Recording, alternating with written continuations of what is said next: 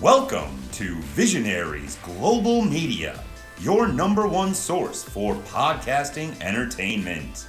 Visionaries Global Media, envisioning excellence on a global scale. This is Banned from Ringside. Tonight on the Banned from Ringside podcast, Adam Cole makes his in-ring return. Brian Danielson and the Blackpool Combat Club make their full heel turn. We have your WrestleMania predictions, your Stand and Deliver predictions, and your Ring of Honor SuperCard of Honor predictions. That and not a whole lot more, but tonight on the Banned from Ringside podcast.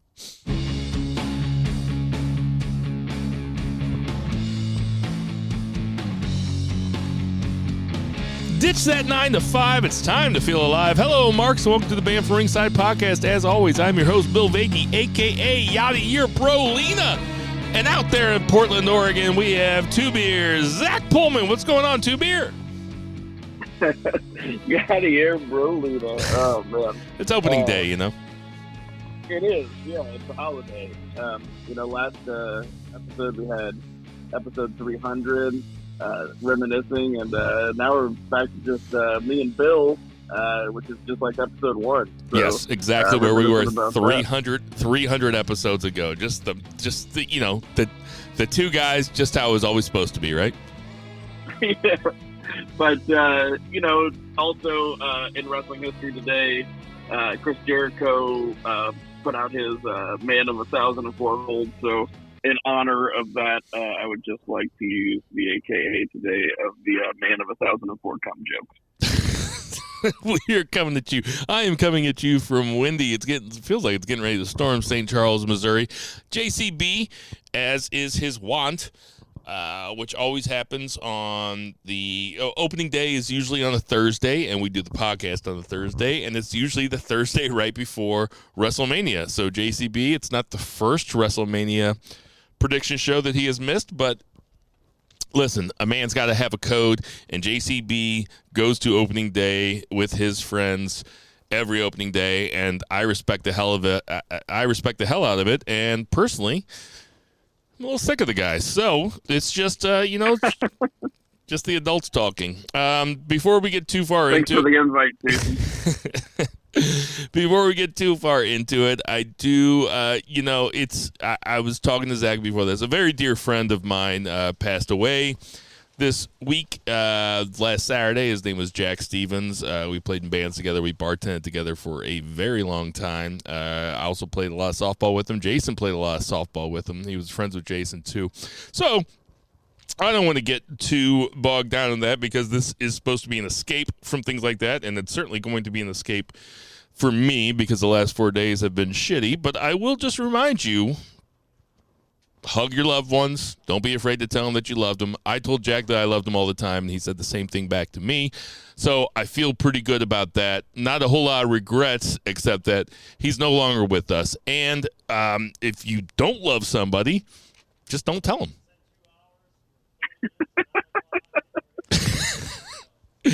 How was that? Was that very moving for you? Do you got a tear? It was good.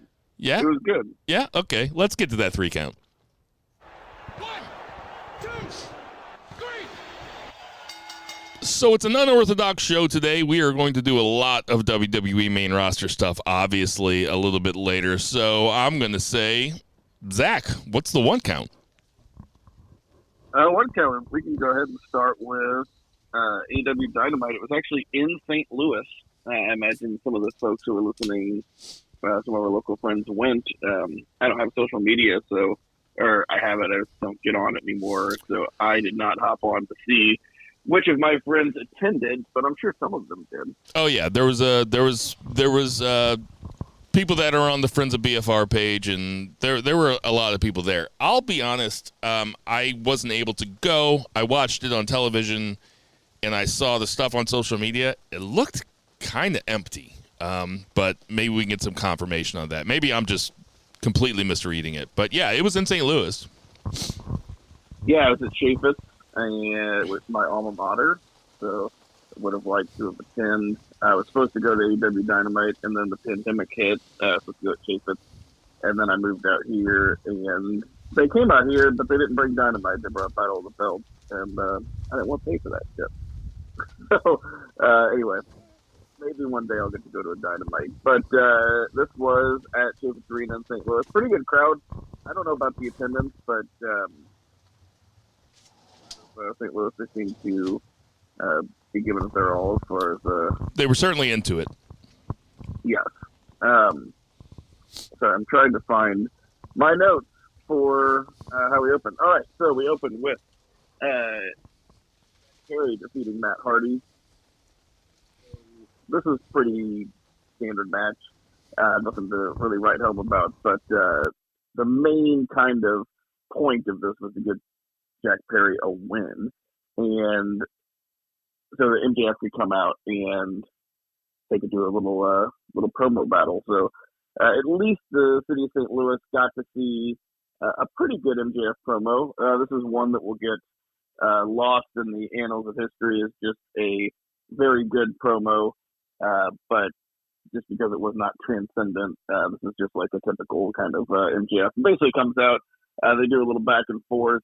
MJF, kind of puts Jungle Boy over. It seems like they're gunning towards a 4-way for Double or Nothing, because they, basically last time it was MJF and Darby Allin, kind of going at it after they did that 4 Pillars promo, and now they're putting a little spotlight on Jack Perry. But MJF putting Jack Perry over, talking about their match they had in 2019 or 2020, and basically saying that up until that point he had never felt like he met his equal in the ring, and tried to give him some advice, some sage advice, which is basically that nice guys finish last. Big surprise coming from MJF, but this was pretty fun. But do you think that they're gunning for this 4-way? Is that what you're thinking as far as pay-per-view match for MJF? Shit, yeah, that's what I'm thinking too. I'm thinking next week, Sammy Guevara is probably gonna have the first match, and then MJ is gonna come out and cut a promo on him, and then I'm thinking Darby Allin the week after that. Listen, formulaic is not terrible. This is actually not something that we really seen before. If they're gunning towards a 4-way, to do it this way, like brick by brick. I really like the MJF promo. Like you said, he did a great job of putting Jungle Boy over. Jungle Boy did a great job of establishing his character and why he is different than MJF. And he's like, I'm going to do it my way. You can do it your way. And if it takes me a little bit longer, if it's a little bit harder for me, that's fine, because I'm doing it my way. MJF eventually goes for the cheap shot, talking about how, he's got a little dick or whatever, or he talked about his girlfriend Anna Jay, and then Jungle Boy eventually attacks him, and MJF runs off like the shitheel.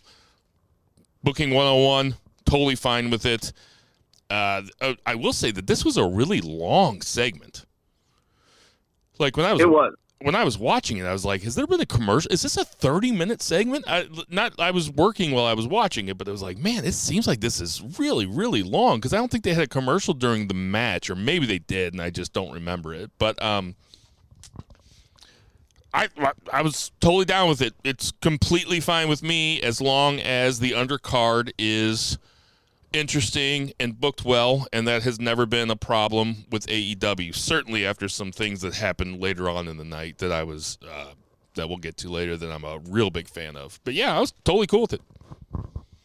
Yeah, it seems like a little bit of a risk, maybe, as far as I guess maybe not a risk, maybe a little bit too strong. Usually pay-per-views are sold by like a big match, right? And usually it's the main event, usually it's the world title. If we look at the build to WrestleMania, right? It's, even though Sami Zayn's like the hottest character in WWE, the build to WrestleMania, the people are watching for Roman versus Cody. That's like the main attraction. So unless they're going to pull something else out, it seems like there's going to be, this Double or Nothing is going to be built around quite a few multi-man matches, which is interesting. So, which I think is fine for AEW, because I feel like people buy AEW pay-per-views because they know they're going to get a good value for the $50. Yeah, like, and even with the last, I'm really bad at this. What was the last one? Full Gear? Revolution? Oh yeah, that's right, Revolution. Like we weren't the biggest fans of that build, and that ended up being, a fucking Yeah, it was an awesome show. Yeah, it was unbelievable. So AEW's kind of a mixed bag on one or the other. They've really never had a shitty pay-per-view. They've had some substandard builds for matches on pay-per-views, but I don't know. I trust them, and I trust those four guys to be able to have a pretty great match. So I'm not concerned with it. I am a little concerned with unless I was totally misreading the pictures that I saw, I am a little concerned with the attendance. Like that's a little concerning to me, but I think Jason went to it. Maybe Jason can shed a little bit of light on that next week, but yeah, I'm not worried. Yeah, I do I'm not know worried that about that match. Just from reading the Observer every week, they aren't drawing, like they were last year. They aren't drawing like they were with Punk and whenever like Danielson and Cole were like fresh and new. They're just not as hot of a product. Whereas like WWE, I just saw like in the Observer, they drew like 10,000 people to a house show in Denver, and that was without like major stars on it, just because they're a super hot product right now. So pretty bonkers to see that paradigm shift. But yeah, they just aren't as hot. Chaffetz isn't even a huge arena. I mean, I graduated in that building, so I think it's like 8,000. Yeah, something like that.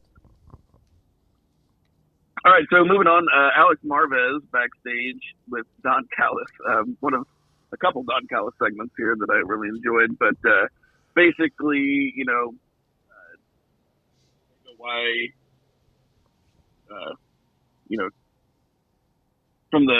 sorry, I'm stumbling over my words. Basically, last week, whenever he pratfalled and ended up, kind of doing the Eddie Guerrero thing and making Omega think that Page hit him, and Omega's getting taped up, and he's like, "Why would you think that Don Callis is split it up before?" Yeah, right. I think I even said last week, I was like, doesn't he know that Kenny Omega is going to watch the show? And then they immediately addressed it, which I was pretty happy with. Yeah, so in kayfabe, this was good shit because it made Omega not be a complete goddamn idiot, and they added the reality into it. But anyway, this leads into something later on the night, which we'll talk about here in a minute. Then there was a very fun video package of Bill Veggies' favorite Canadian tag team, Matt Menard and Angela Parker, along with the Acclaimed and Daddy Ass. They were out for a little night on the town at St. Louis. Looked like they were at Union Station. They were at what's it called now? It used to be Savas, or is it Savas? Enterprise, where the Blues play. Yeah. They were hanging out. I guess it's Enterprise now, yeah. Yeah, they were hanging out with Louis Blues. They were having dinner somewhere. Looked like maybe Union Station. I don't know where they were having dinner. I tried to gauge the restaurant, but I tried to too. I couldn't tell what it was. Yeah, that was like my number one thing. I'm like, trying to figure out the restaurant. But anyway, they had dinner. Looks like they're trying to get the Acclaim to join the Jericho Appreciation Society. So that is the play there. But it was kind of cool to do the thing in the city. And maybe I just thought it was cool because it was St. Louis. It was the city I was born and raised in. But I think kind of tying things to the city is fun. Yeah, I totally agree. I mean, this wasn't my favorite segment just because we all know where this is going. I mean, the Acclaimed are not going to join Jericho Appreciation Society, but they got him on the show. It's furthering a story, and I'm looking forward to see where it goes. I mean, it's undercard tag team stuff, so at least they're putting time into it, which I'm fine with, even though it didn't really move my needle. Yeah. Then we had just an absolute slaughter with Full Combat Club defeating Dalton Castle and the boys. Just absolutely destroyed them, as you would imagine. Video package with Kenny Omega and Jeff Cobb, where they even showed like some New Japan promo from Kenny Omega. So Jeff Cobb saying, he was coming to St. Louis, which is funny. We've seen Jeff Cobb wrestle in St. Louis. We saw him wrestle at the Knights of Columbus Hall, where I had my wedding reception in front of like maybe 150 people. That was the last time we saw Cobb. The wedding reception had Wrestle 150 St. Louis people? No, the wrestling show. The reception was actually bigger than the wrestling show. So I drew more. Pro. Yeah, yeah. I don't. I guess my invite got lost in the mail. So what year was that? Aaron probably, it was 2007. Aaron probably brought some other dude. So. Oh, I think I know exactly who she brought if it was 2007. Douche. So then we have the second Don Callis backstage promo. This was actually pretty awesome. So Alex Barvez talking to Hangman Page. So Matt Jackson has a shoot injury. He's got a partially torn bicep. Word on the street is he is foregoing surgery and hoping that it will heal. Because if you do the surgery, you're out for X number of months. But if you don't do the surgery, there's a chance that you can heal on your own.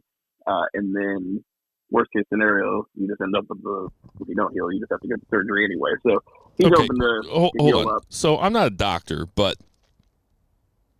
how is a torn bicep with a surgery going to put Matt Jackson out for that long? But I saw Phoenix's arm bend the wrong way on a table spot outside of the ring, and he was back like 3 weeks later.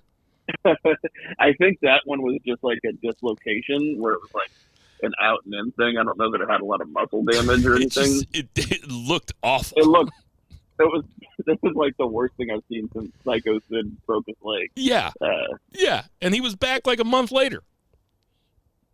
But yeah, from what I've gathered with those like tears and stuff, if it's under a certain percentage, you can opt to attempt to heal on your own. They recommend just the healing instead of them reconnecting. And this has been BFR. This has been BFR's medical corner. Yeah. WebMD. Anyway, Nick has a worked injury though. They're saying that he has a separated shoulder. So Paige is saying he's got a separated shoulder. Matt's got a torn bicep, and Marvel's basically asking him, who attacked him, and he's like, "Oh, obviously it's BCC, Blackpool Combat Club." And Don Callis comes in. He had told Kenny Omega he was going to make everything right, so he goes to shake Adam Page's hand after explaining the situation, and Adam Page is incredulous, but it looks like he's going to shake his hand. And Blackpool Combat Club come in and just start beating the shit out of Page, and Don Callis just continues to hold his hand out like a goddamn robot, like he's just like stunned that those guys came in and started beating him. And then Moxley turns around and just clocks Don Callis, and he gets knocked off camera, and apparently he hit his head on a lighting rig and fucking hard weighed himself.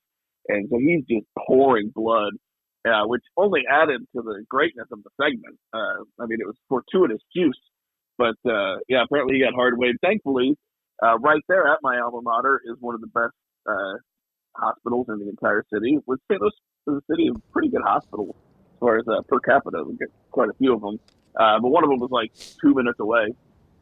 And so he had to have a bunch of staples or stitches or whatever to said. But he was in a good place to do it. Yeah, I was a big fan of everything here. Yeah, pretty fun. Anyway, and then this was kind of funny. Like Tony Schiavone actually gets his civic duty to tell Kenny Omega right before his title match that Don Callis has been taken up, along with Hangman Page. And Omega's like, I got a title match. He's just got to go out there. Which, Tony's like, I just had to do it. It was the right thing to do. It's my job. And I'm like, that's actually kind of a dick move in kayfabe. Like, this guy's gonna go out there and wrestle. I mean, Schiavone trying to kayfabe his way through the explanation during the match was really funny. In fact, they're kind of doing this thing, and maybe they've been doing it for a while and I haven't noticed it. Taz and Excalibur are not nice to Schiavone. No. They're pretty mean to him, actually. It's really funny. It is really funny because that it's just complete. They're like working in that regard. It's a good booth. Like it's like good vibes. That's a great 3-man booth, and incredible. Good chemistry. Legitimately incredible 3-man booth. Like Maybe the best we've ever seen. It really could be. And the international feed, like the Fight TV feed, you get a lot more of it because during the commercial break, they continue to do commentary. And a lot of times they say shit on that international feed that they would not say on TBS or TNT, which is pretty funny. I mean, that's the one that I watch if I miss it live. So, yeah, I actually had this thought today. I was like, you think they do this on WWE too? Do you think they just keep going during the commercial breaks so they just stay consistent so they don't fuck up when it comes back on? But, like, there's probably no way, right? Yeah, I don't know. I imagine whenever Vince was in Gorilla, those 2.5 minutes was just him constantly screaming into the headset while they sat in silence. Suck my dick! Pay her $3 million! Try to hide it! Exactly. Oh, man. People like screaming at somebody to go get the... I don't know. I'm not even going to go there. Oh, too much for Zach. What'd you think about the Cobb Omega match? This is a match that you could easily see on a G1 from several years ago or a New Japan event from several years ago. These are two New Japan guys. I associate them both with New Japan now because I've seen them both the most. In New Japan. What'd you think about the match? Oh, just another example of why Omega is just one of the greatest. I mean, fantastic match last week with Vikingo. And then he worked another fantastic match with Cobb here. Completely different matches, but he manages to, like, continue the story. He's, like, selling the ribs that he was selling from the Vikingo match. So he's, like, carrying over the story of the Vikingo match. He's selling the ribs. They just put on a fantastic match. Jeff Cobb is a great wrestler, too. He's very dynamic. There aren't a lot of people like him. There aren't a lot of people built like him, and the ones that are not nearly as athletic as he is. And he's just really good in the ring. And these guys just put on an absolutely killer match. The fact that Kenny was able to get him up in the One-Wing Angel. Unbelievable. Pretty awesome. Yeah. But of course, once you hit the One-Wing Angel, nobody kicks out, so he retains the title. And cool to see the U.S. title being defended on AEW television. Absolutely, and I liked how they kept saying how Jeff Cobb might take it back through the Forbidden Door. It's like, okay, so that's on the table. And it was certainly, with the storyline stuff that was going on, there was a little bit of intrigue to this match. It's like, okay, so if Blackpool Combat Club's running roughshod and Don Callis is doing Don Callis stuff, which we really don't know whose side he's on. Maybe you do. I don't. I still think I still think that we're leading towards a Don Callis Kenny Omega split, and maybe Don Callis is playing some stuff up. But to me, there was a little bit of intrigue. I was like, oh, I could see Jeff Cobb winning this, and Jeff Cobb is certainly he would be a worthy carrier of that belt. So I was into this match. The One-Wing Angel, for a guy Kenny's size, to do that to Jeff Cobb, like, not really with a whole lot of help. Sometimes they can do it from, like, the top turnbuckle or something, but Kenny picked him up basically from the ground, if I'm remembering it correctly. Yeah. And got that motherfucker up on top and did the one-wing, like a perfect one-winged angel. And you just kind of have to marvel. I mean, Kenny Omega might weigh 200 pounds, but, what do you think? 190, 200? Oh, no, I think he's put on some muscle. I think he's probably like 215, 220 maybe. But Jeff Cobb could be 300. Yeah, I'd say he's like 280, 290, easy. I mean, just to basically deadlift that motherfucker over your, into a fireman's carry, basically, and then do the one-winged angel. It was badass. Like I said, I was watching it at my desk, and I kind of marked out for it. I was like, oh, fuck yeah. I was like, come on, dude, here we go. It was badass. Yeah, I think we're actually, after last week, talking about Callis and Kenny, But I could absolutely see, especially with the segments that they had this week, where the Callis would be turning on Omega, just because he's such a carny. And I could see him with the Blackpool Combat Club, actually. Or Takeshita, or if there's a Jay White coming around the corner, something like that. Honestly, with Takeshita in the Blackpool Combat Club, imagine if Takeshita joined, he'd be that'd be an even stronger stable. That'd be nuts. But I do think it's funny. The whole thing with Blackpool Combat Club is you can't join until you bleed with them. Well, Don Callis just bled with them because Moxley hard-weighed him. So if they turn that into an angle, that would be pretty cool. Oh, I hadn't thought of that. What happened after the match here? So Blackpool Combat Club comes out and starts put the boost to Omega. Bryan Danielson's music hits, and he comes out. Basically, the shtick was to kind of tell the Blackpool Combat Club to chill out and stand down. Wasn't really his music though. It wasn't Fly of the Valkyries though. No, he had different music. Yeah, and that was It was still kind of similar. Yeah, but that was when he came out and nobody knew who it was, and then it was Bryan Danielson. I was like, something's off here. He didn't I don't know, my spidey senses went off. I was like, oh, he came out to different music. I don't think that's because he's returning. I think that's because I think that this is all a ruse. I never bought it for a second. I knew that he was turning on Kenny Omega. Yeah, I didn't buy it either. And the fans were pretty clued in. I don't think they bought it either. And they went from the yes chance to the no chance pretty quickly. So yeah, smart crowd here in St. Louis. Good on you, St. Louis. I do want to say that I saw some motherfuckers in the crowd clapping really loud, after Bryan Danielson turned heel, and I just want to remind those people that you're supposed to boo the heels. You're part of it. You're part of you're part of the show. Boo the heels. Listen, do whatever you want. You bought a ticket. But if you don't want to be a douche, boo the heels. BTH, boo the heels. That's right. I will say I was guilty of a similar moment because I was at the SmackDown when Danielson turned heel and beat AJ Styles for the title right before his amazing the champion of the planet gimmick.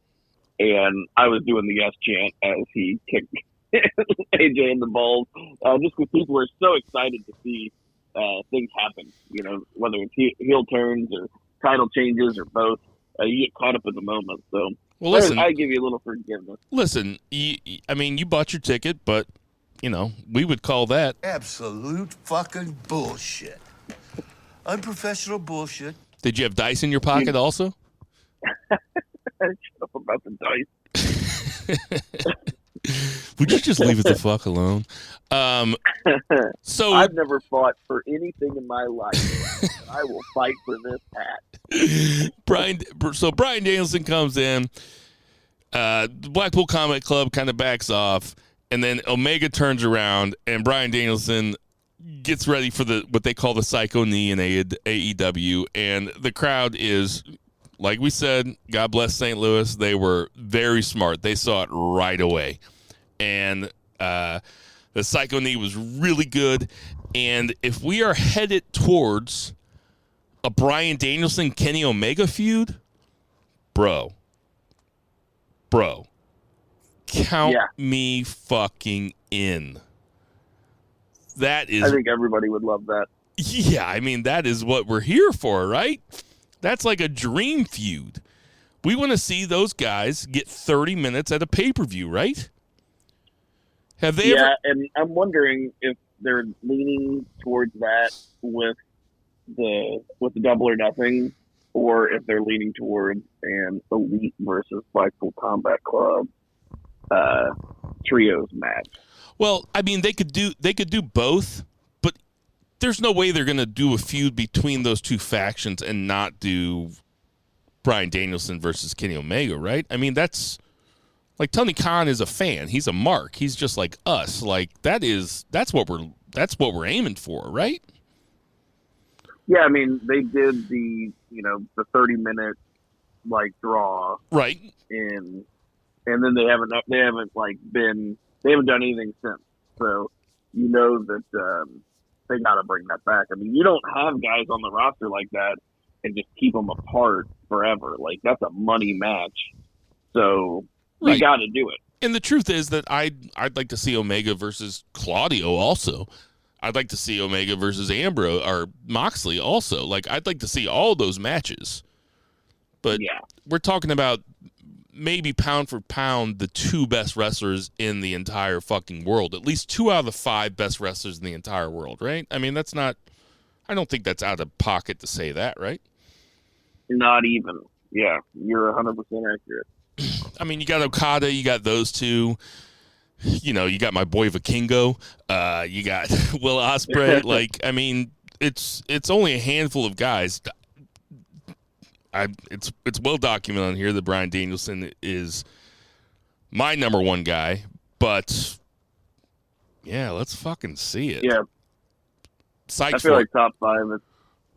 It's Okada, Ospreay, Omega, Danielson, and Shingo. That's my top 5. Yeah, I love that. I love that list.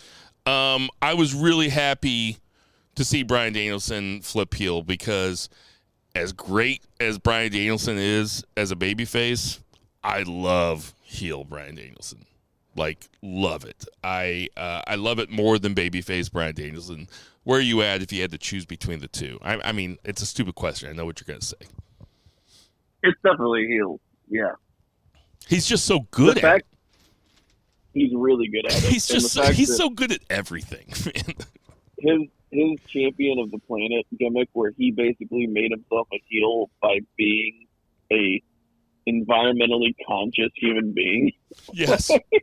And wore and the belt was like hemp or something, right? Yeah, he made it out of hemp. Just perfect. Yeah, brilliant stuff. Brilliant stuff. I remember going to, I think it was Royal Rumble, when he was the heel champion in the steel cage match with Mark Henry and Big Show, and it was my favorite match of the night. Like, it was just unbelievable. Both of those guys were baby faces, and Bryan Danielson was the heel, and he managed to have the entire place booing the shit out of him. Like, he's next level. I mean, he's on, Jason always talks about Mount Rushmore. Like, you got to start putting them on your Mount Rushmore. Like, you got to start kicking guys like The Rock off of your Mount Rushmore.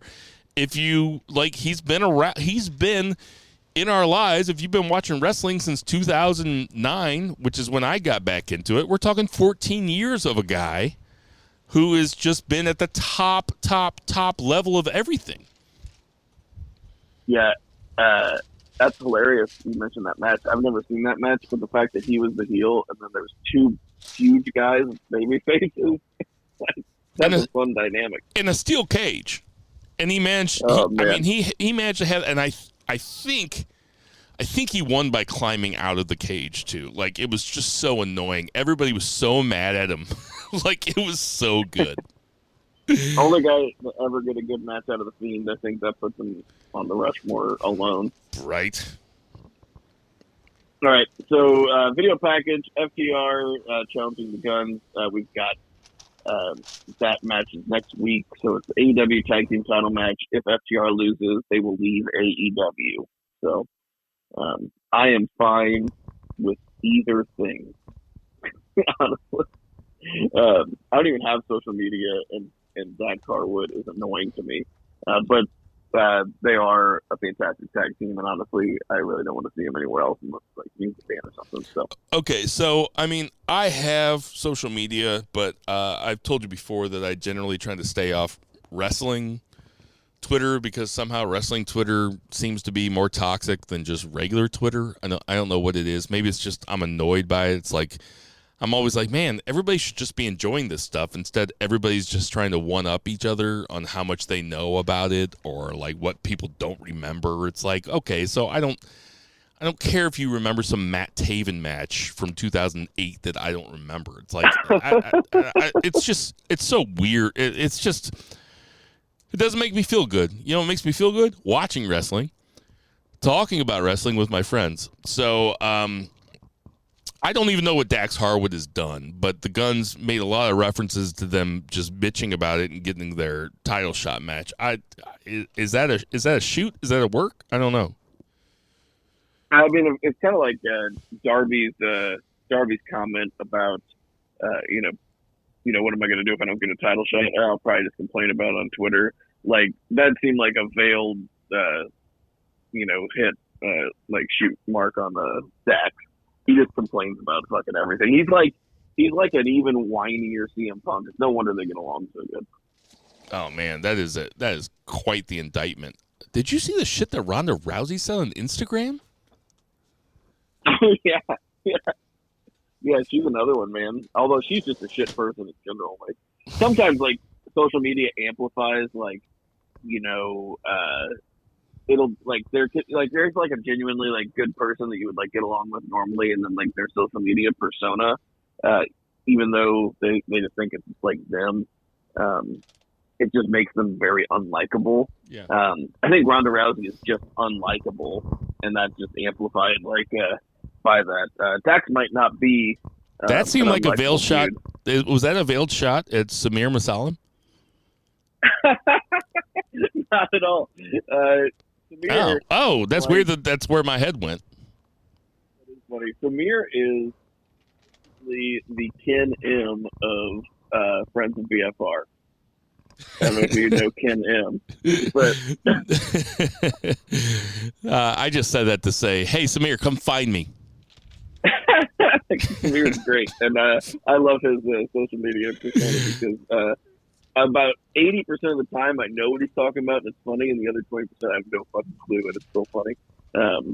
So anyway, we were talking about FTR. We were talking about how big of a piece of shit Samir Masalim is. I don't know why I'm doing this. I don't know why I'm doing this. Just be the dickhead. Love you, Samir. So you think they're gonna win the titles, or you think they're gonna go to ROH or WWE, or what do you think they're gonna do? No, I think they're gonna win the titles. I think so too. You don't think so? Oh, I think so. Yeah. Yeah, I like. There's. What more can the Guns do with it? Nothing. Nothing. They're not a very compelling tag team. Their characters are just shithead daddy's boys, nepo babies, which I'm sure there's a place for. But if you want to, listen, the AEW tag team division for a long time was the highest level. And, I mean, having the Guns have it, really brings it down. Really brings it down. So if we're trying to elevate it again, and if we're trying to get other people over, I wouldn't mind seeing FTR versus the Acclaimed again. I wouldn't mind.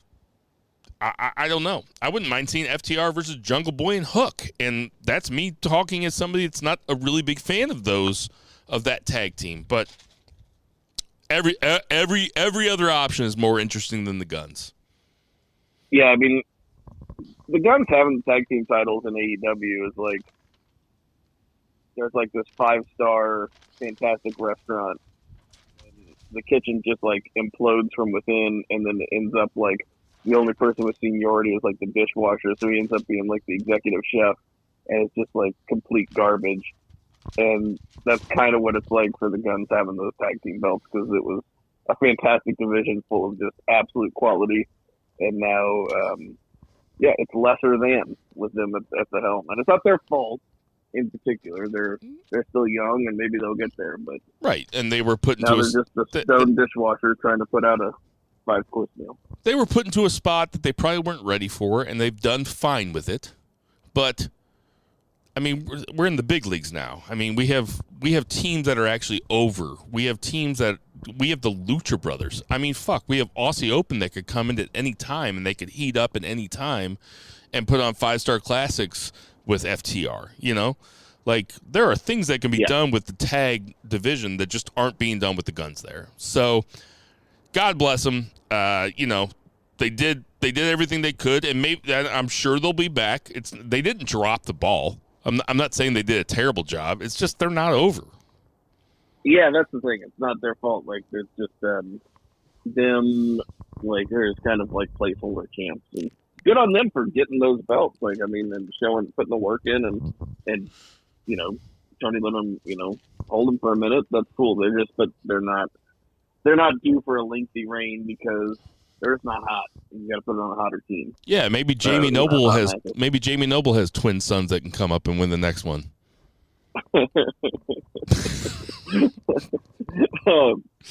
Orange Cassidy defeated the Butcher with the Blade, getting the AEW International title. Almost called it the All Atlantic title. Sure.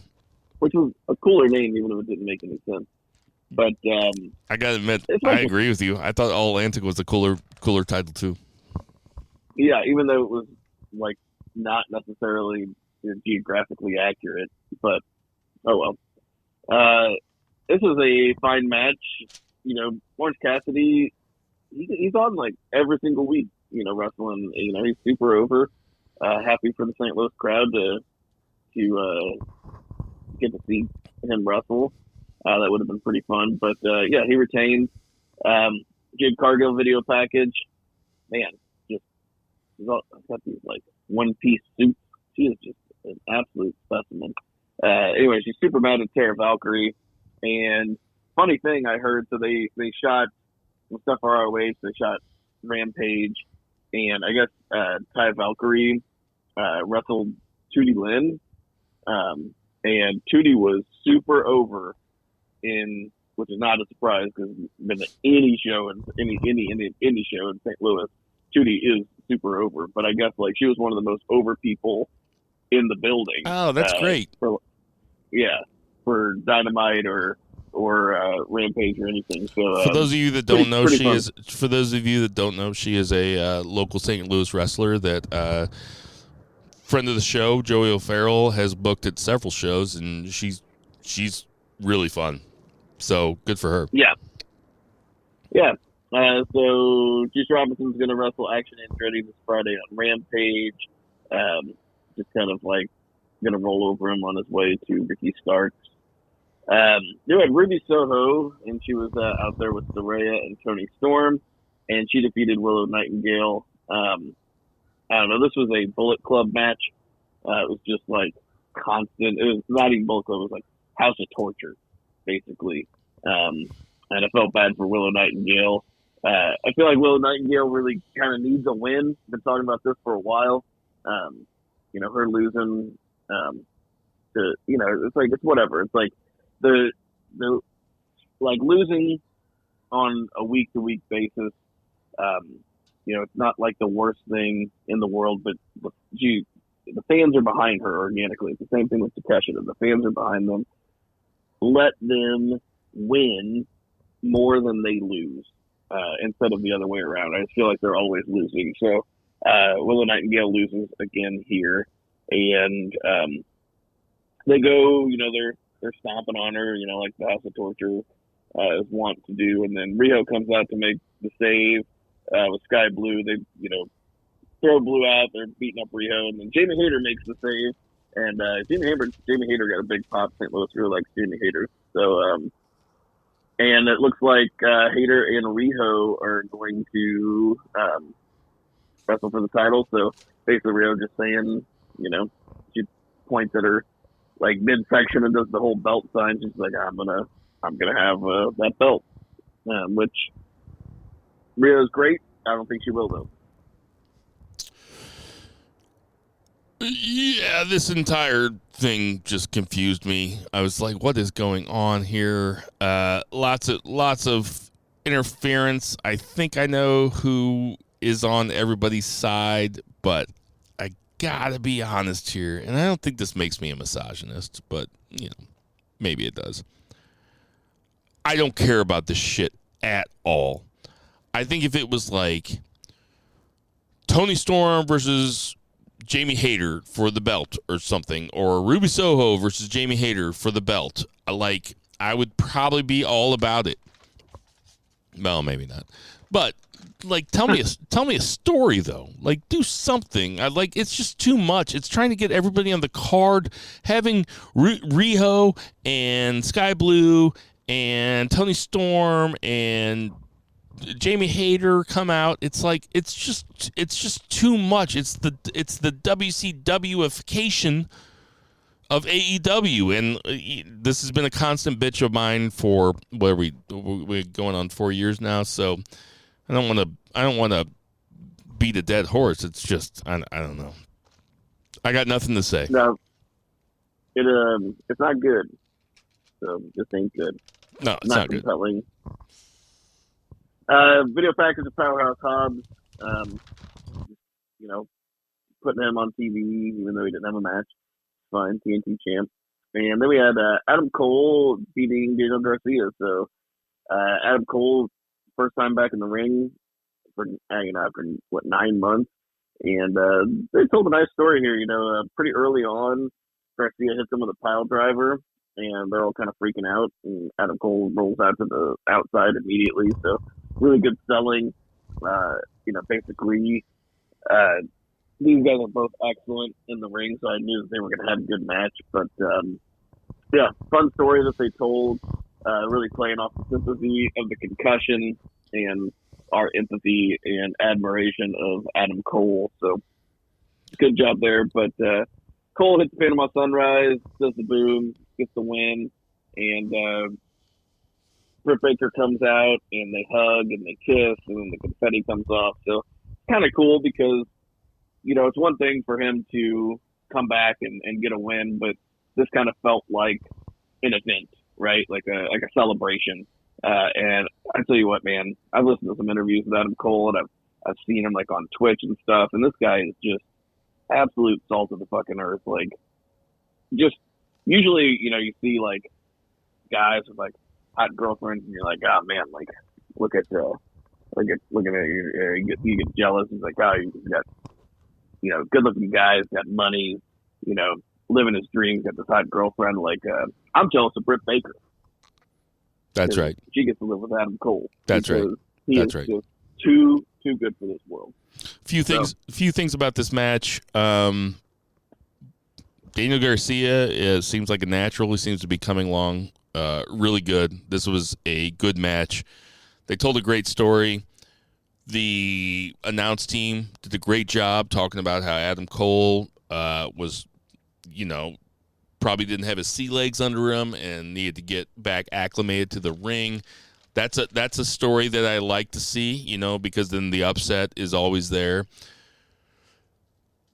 Is there a wrestler in the world right now with a better entrance than Adam Cole?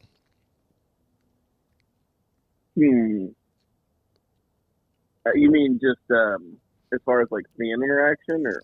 I'm talking about the whole thing. Like, but the fan interaction is obviously a huge part of it. But like, when I'm watching AEW Dynamite, my time is limited, and I'm usually trying to, get past the stuff that I don't need to see so I can see the stuff that I do need to see, and that includes fast forwarding through a lot of entrances. I've watched enough wrestling in my life where the entrances, unless I'm sitting there with friends or I'm watching it live, like, they're not very important to me. I never fast forward through the Adam Cole entrance. Yeah, you're right. He's got, the music is banger. He's got the fan interaction. They really did a good job in NXT, kind of teaching him the timing of everything. He walks down to the ring in the right amount of time. He gets up on the apron. He does the thing. I think the only thing, it's pretty similar. Say, like Nakamura, right, had that entrance, and like Finn Balor had that entrance where like the music was really good. They had those like motions that they did, and it's really kind of funnily enough, now that I'm thinking about it, it's like a certain era of NXT, right? Yes, they kind of inherited that. But yeah, you might be onto something there. I think I can't What, get the New get Japan? enough of him pointing his thumb down at himself and going boom. It's like it's like the simplest thing in the world, but it is so badass with the music and him and the crowd all doing it all at once. It's incredible. It is funny because it's only like, I would say only professional wrestling, but I can see that in like some sport or something. But the pageantry portion, like that's like I think is pretty unique to pro wrestling, and yeah, it's pretty fun. For sure. New Japan, I think, could get that if they don't necessarily have like the pageantry aspect down. Like a lot of times they're playing like they're in like smaller arenas and stuff. They just don't have like those like epic entrances most of the time. So they could definitely, because I think some of those guys would be able to pull that off too. But Are you gonna look Tai Chi in the eye and say that? Yeah, I guess so. But I mean, but sometimes Neo, Tai or Chi he sent Neo away. sometimes Tai Chi does walk out just like in a really brightly lit like high school gymnasium. And it's like, oh, it's G1 night 7. It's like, what are they doing here? It's just the tour. Yeah. But totally. Jericho comes out at the end, and then we have Jericho kind of doesn't make eye contact with Adam Cole, baby. It looks like we're getting a Jericho-Adam Cole feud, which I actually predicted in my head about 30 minutes before it happened. So I'm gonna take credit for that. Nice. Yeah, that's probably going to be what pay-per-view. I mean, it seems like the right time. It's 6 weeks out or so, 7 weeks out. Sure. So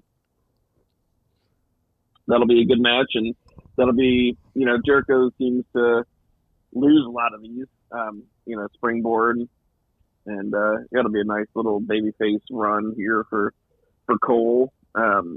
He's gonna. It'll be interesting to see what they do with him, after this, because he's kind of. They don't have a lot of hot baby faces, and they kind of need that. Well, I was thinking about this because they are having.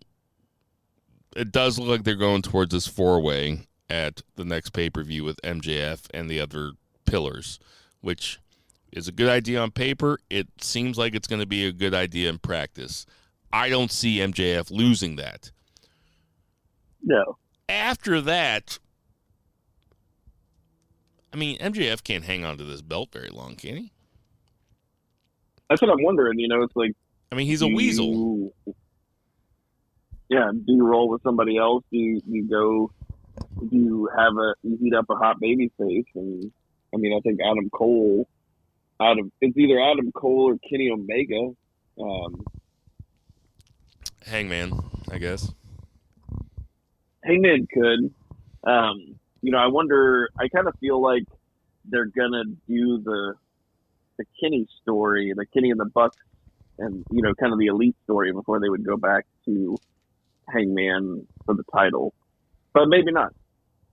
Right.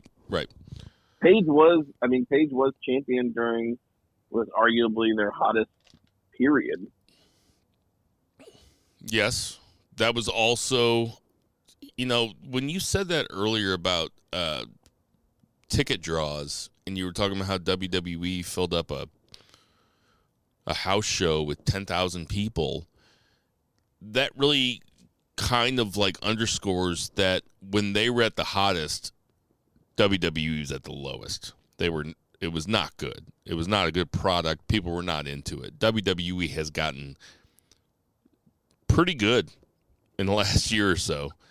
And that was not something that we could say for the majority of the time that we've been doing this podcast. So, yeah, people have limited amount of dollars.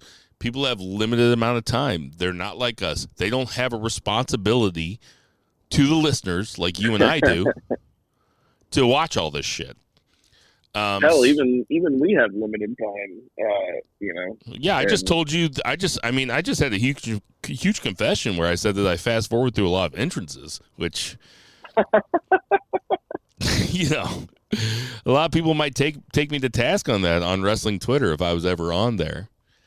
But yeah, I don't know. Anything else that you want to say about AEW Dynamite before we move on to? We have a lot of predictions, dude. A lot of predictions. Lots of predictions.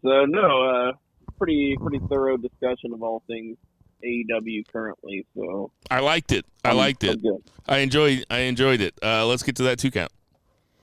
1, 2, 3.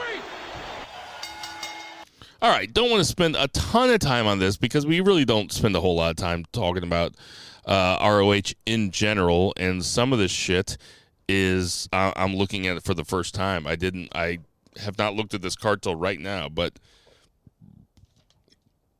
Ring of Honor, SuperCard of Honor is coming up. Is it Friday? Yeah, so it starts 7 p.m. It starts 4 p.m. Central. At least the pre-show does for me. But yeah, it's gonna go. So it'd be 7 o'clock Eastern. It's gonna go up against Rampage and SmackDown. So that's interesting. Well, I would have to think that anybody that was going to watch Ring of Honor, SuperCard of Honor, would probably forego the other two for this. I mean, the SmackDown before WrestleMania is basically a bunch of packages anyway. There is that Battle Royal, but, whatever. The first match is a Reach for the Sky ladder match for the vacant ROH World Tag Team Championship. That is sad to me. Maybe it's because I just lost somebody, but it seems really sad to me that they're having a match for the vacant ROH because R.I.P. Jay Briscoe. But it is a Lucha Brothers versus Top Flight versus the Kingdom versus Aussie Open versus La Fascion Ignorable, which is Rush and Dralistico. So I'm not going to make you go from last to first. Who do you see taking this? Quick note that I just saw on Reddit are going to debut new belts. So they're retiring, those belts that the Briscoes had, those are the Briscoes belts. They were given to them and they're theirs forever. So they'll have some new belts. Honestly, out of everyone here, I would say Lucha Brothers, because it seems like they have not gotten anything for a while. And they're still one of the top acts in the company. That would be my knee-jerk reaction. I could see them doing something like giving, kind of like the ROH veterans, like Mike Taven, Matt Bennett. That's a possibility. But I feel like my gut feeling is it's the Lucha Brothers. All right. I'm going to pick against the Lucha Brothers selfishly because I want them to be in AEW because I think they belong in AEW. I think, obviously they're incredible. I don't see it being Matt Taven and Mike Bennett just because they're older, although you make a compelling point. Aussie Open, they can get over anywhere. I'm between Rush and Dralistico and Top Flight. I think I'm going to go Top Flight. I think this is a good place for Top Flight. Get down there, put some belts on them. They're great athletes and they are fun to watch and they seem like a Ring of Honor act to me. So my gut's going with Top Flight, so that's where I'll go. Next up, we have the Embassy, which is Brian Cage, Khan, and Toa Leona versus AR Fox, Blake Christian, and Grand Metalik for the 6-man tag championship. Who are you taking? So a little inside scoop. From what I heard, Brian Cage is done with his contract.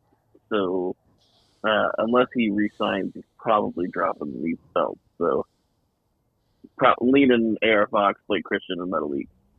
Yep, me too. Next up, we have for the ROH World Television Championship, we have Samoa Joe versus Mark Briscoe. Chance to really steal the show. Who do you have here? Got to be Mark Briscoe, right? I mean, I don't know if you saw any of the kind of build up little packages or anything, but Mark Briscoe talking about kind of win it for his wife and his family and of course his brother. It's just like, how are you gonna beat Mark Briscoe? I know it's not gonna be that way forever, but I don't know. Also, I could totally, if you're gonna have somebody do it, Joe would be able to pull it off with such goddamn just haughtiness, like just such casual derision. Yes, Like, casual derision is the so- right phrase. Yes, I am. Yeah. I'm taking Samoa Joe. I think that having Mark Briscoe win would definitely be the feel good thing. But Mark Briscoe was a pro wrestler at heart. He came out 2 weeks after his brother died and had a really fun match. And he's known Samoa Joe for 20 years probably. So Samoa Joe, his character is definitely the kind of character that doesn't give a fuck that Mark Briscoe's brother just died. And he probably is kind of going to be a dick about it. I'm going to take Samoa Joe. Next up for the Nice. ROH women. You know what I can't wait for? What's that? I can't wait for Jeff Hardy to come back from rehab so that Samoa Joe can cut a rehab promo on him again.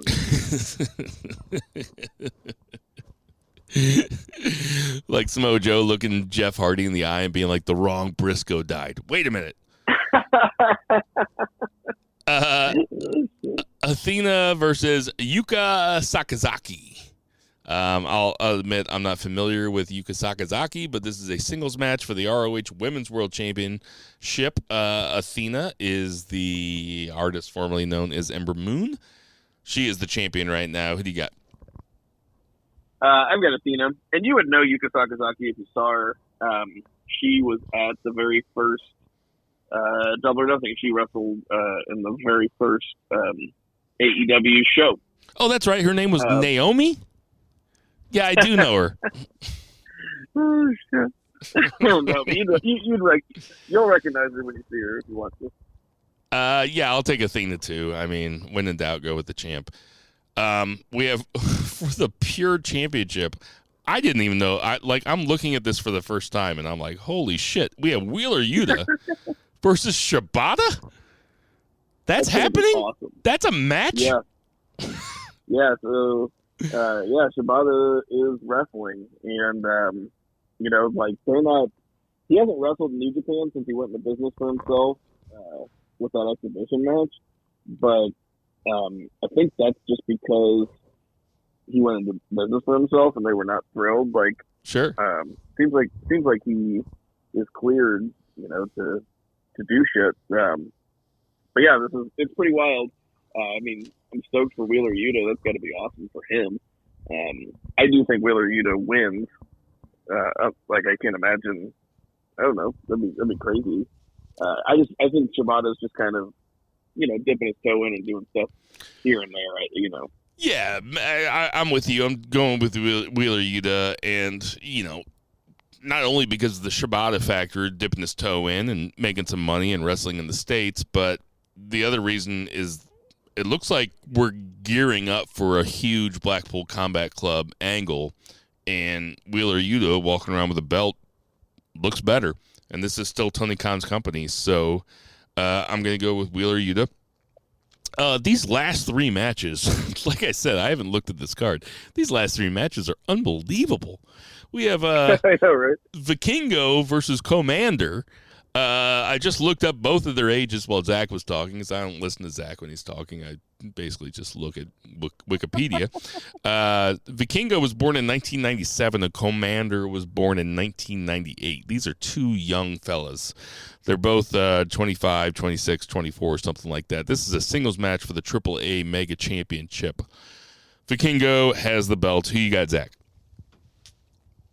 I think Vikingo will retain. This is going to be probably a show stealer.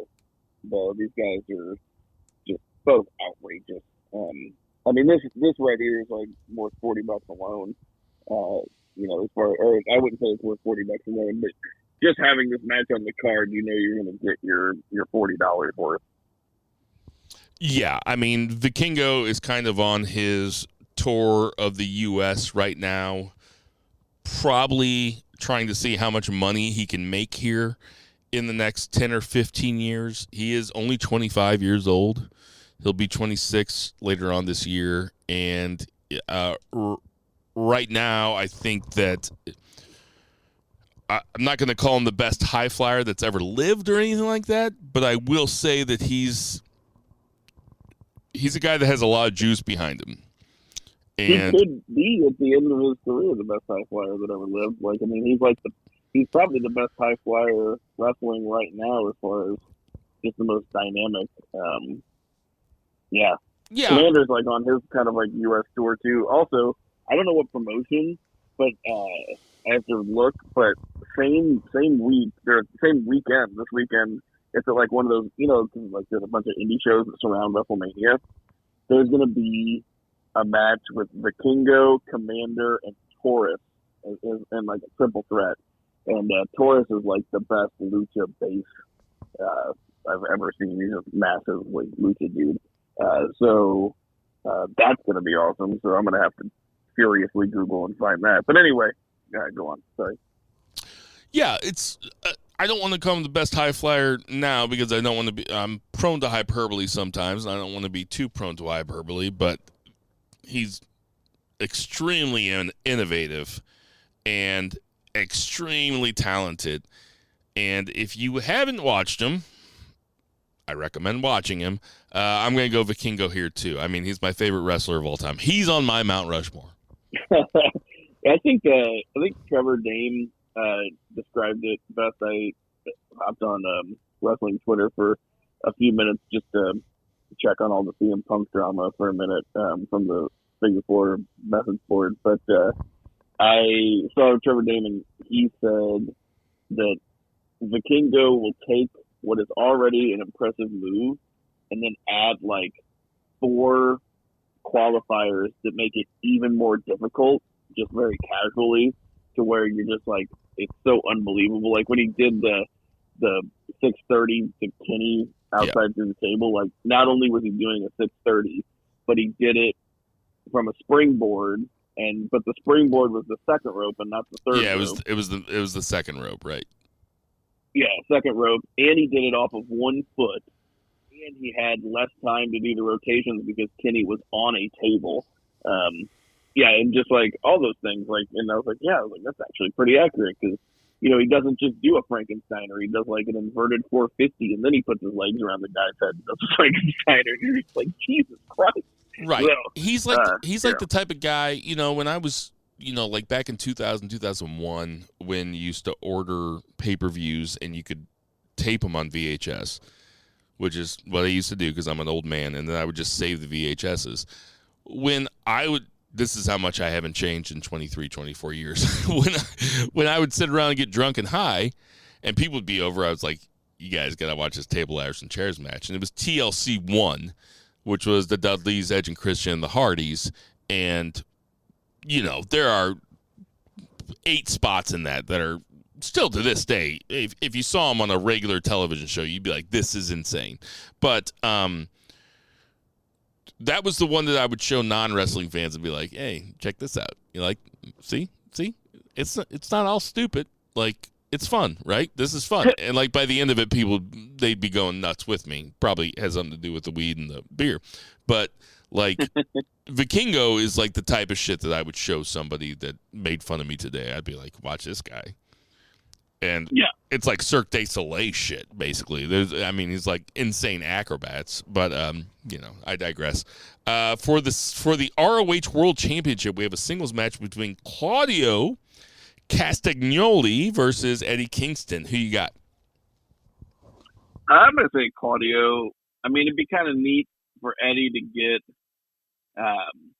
you know, his first world title, but again, you mentioned like we're getting ready to do a big feud with Blackpool Combat Club. Those guys are, you know, top stars. You know, it's like, what do you do with Claudio? Otherwise, like, Kingston just doesn't need a belt. Like, he's just like a tough, mouthy dude. Like, a dude doesn't need to be a champion of anything. Like, he's just out there to fight. Like, he's the kind of guy that was like, I knew guys like him. I had friends, you know, that were like them, and like, you wouldn't want to go anywhere with them because you're like, Jesus Christ, this guy just wants to fight everybody all the time. I'm related. But he was like a really good guy. I'm related to, like, that's the way my brother was for about 5 years. I'm going to go against what I was saying earlier, in that we're gearing up for this big Blackpool Combat Club's angle, and Claudio Castagnoli doesn't. Oh, God, am I really doing this? Don't talk yourself out of it. Don't work yourself into a shoot. I'm taking Eddie Kingston. I'm taking Eddie Kingston versus Claudio Castagnoli. I don't know why I say his name. You for a celebration. What'd you say? He can come find you for a celebration. Come afterwards. find me for a celebration, Eddie Kingston, you fucking bitch. And then finally, we have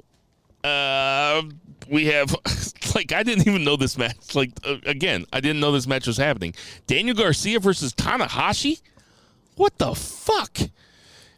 This is just a singles match with nothing on the line. Yeah, what a dude! Like, what a dream for Garcia. Like, I'm just like so thrilled for him. That's kind of like how I think of it.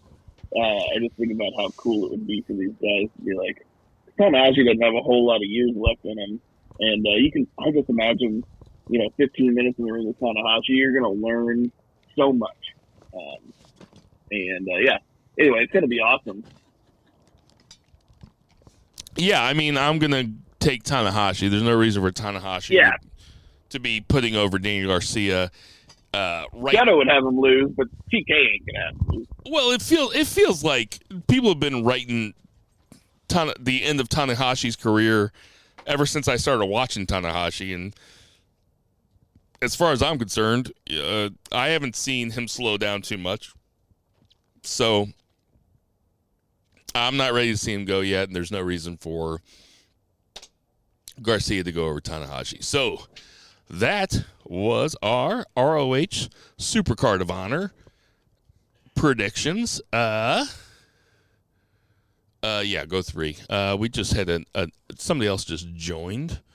Okay. Hold on a second, everybody. Don't worry, I'll cut this part out.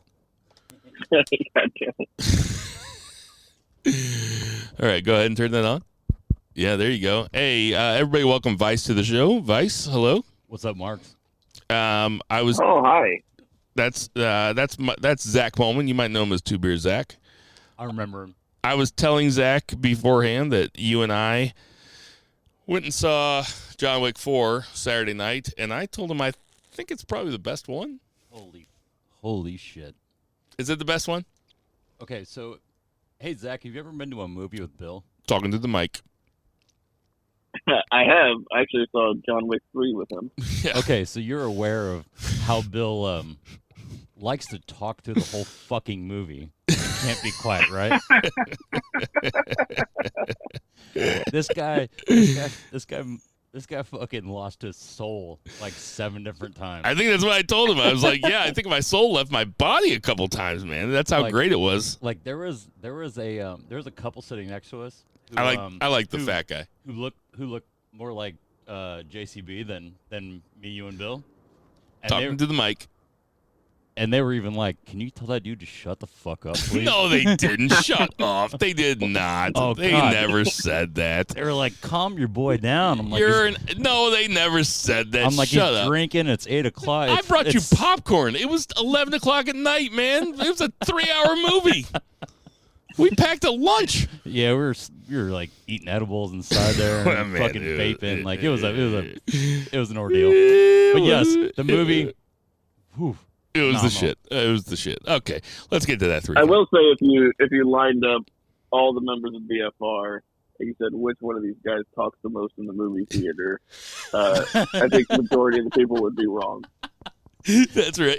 100%. I mean, it's John Wick, though. It's not fucking. It's not Revolutionary Road. It's not like it's not The English Patient. It's like you could have fun during John Wick. Yeah, but it's not like you were. It's not like you were being like, "Oh, that's cool." You were like, "Don't go down that hallway." No, I bitch, don't pick up that gun. Oh my God, that's gonna happen. Don't go down that hallway. Don't make it right there. It was like, Look behind you. Look behind you, Yeah. motherfucker. He's coming down the hallway, bitch. It was like, no, that was okay, all right. Bill, all for 3 hours. It was great. That's enough. That's gonna do it for our 2 count. 1, 2, 3. All right, so let's do our stand and deliver picks. We got a lot of picks to go. So let's do our stand and deliver picks. So I'm going to start with Chase University in an 8-person mixed tag team match. Zach, do you even know who I'm talking about when I say this stuff? Yeah, I've not been able to watch as much as I've wanted to recently. I like Chase U. I think that's a fun act. It's Chase University and Tyler Bate versus Schism in an 8-person tag team match. Who you got? Ooh, I gotta go with Chase U and Tyler Bate. I just love, I love Tyler Bate. It's probably a bad call, but that's who I'm going with. I mean, I haven't watched NXT in a while. I did watch this week, and it seems like Schism has a new leader who I didn't know who it was, but I think Chase U fucking rules. I'm going to go Chase U also. So in a triple threat tag team match for the NXT Tag Team Champions, we have Gallus versus the Creed Brothers versus D'Angelo family, which is Tony D'Angelo and Channing Stax Lorenzo. Who you got, Zach? You want me to go least to most here? I'm not writing it down, so, I mean, yeah, but okay. You can do whatever you want.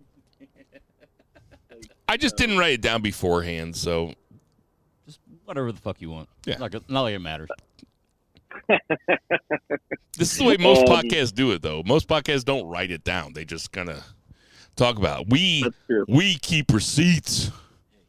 Yeah, and we had a notebook full of them that Phil always either leaves out in the rain or lets his dog eat whenever he loses. But I did have a perfect pay-per-view not that long ago. Don't forget about that. So the days of making fun of Bill are almost done.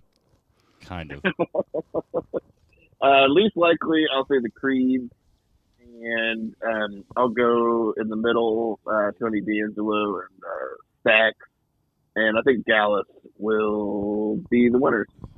Yeah, I think D'Angelo is the least, the Creeds are the second, and Gallus retaining is the most likely. Okay, so we have a tag team match for the NXT Women's Tag Champions, which is Fallon Henley and Kiana James. Do you know who either of those people are? I hear the names, but no. I do know the challenger, or I do know the Alba Fire and Isla Dawn. So who you got? I do know them, Alba Fire and Isla Dawn, just for the sake that I've heard of them. Yeah, and I know what they look like. Yeah, they're telling some sort of story with Josh Briggs and Brooks Jensen with them. I don't know. Yeah, I'll take the English people. Is Isla Dawn still making people puke slime and stuff? I gotta admit, dude, I don't know. I really don't. So we have Roxanne Perez versus Zoe Stark versus Gigi Dolan versus Tiffany Stratton versus Lyra Valkyra versus Indy Hartwell for the ladder match for the NXT Women's Championship. I am not going to go through all those, but I will say that I think Roxanne, I guess she's retaining here. I know they didn't strip her of the title, I guess, but I know that she was out with injury. So I guess she's still the champion. So I'm going to say that she is still the champion. I will say. I say if I have to pick a second person, if it's not her, I'll say Zoe Stark.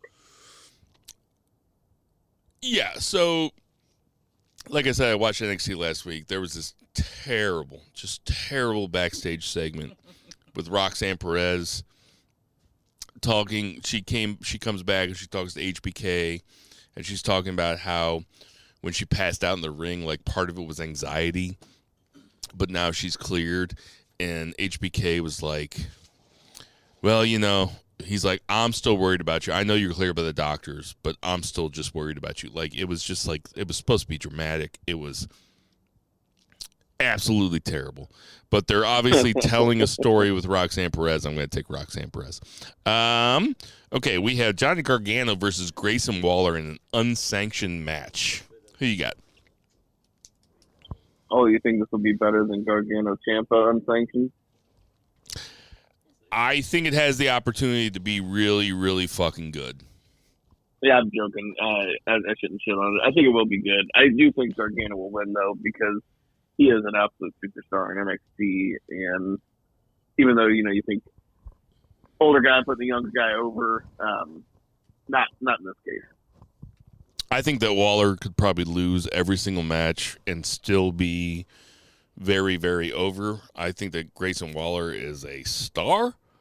So I'm with you. I'm going with Johnny Gargano. Okay, 2 matches left. Now this ladder match for the this Fatal 5-Way match for the NXT North American Championship really has an opportunity to steal the show, as they say. It is Wes Lee versus Dragon Lee versus JD McDonough versus Ilya Dragunov versus Axiom. Wes Lee is the championship. Zach, who you got? Yeah, this is a bonkers match. It's a 5-way, but it's not a ladder match. It's not a ladder match, but it really has a chance to be fucking nuts. Yeah. Man, North American Championship. I mean, Axiom and Dragon Lee alone are 2 insane performers, like high flyers. And then you throw in Wes Lee, JD McDonough, and Ilya Dragunov, who won a B for 1 year for Match of the Year against Gunther. Like, this really, I mean, this is an insane fucking match. Is this the second coming of NXT? Nah, I don't know. It's not as good as it used to be because it is basically unknowns.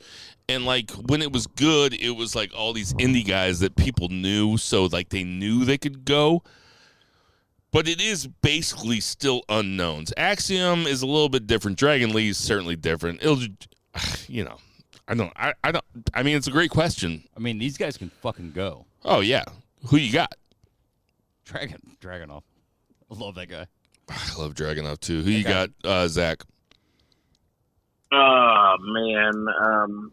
Give me Wes Lee, but I think Dragon Lee is not going to be the one to take the pin. I think,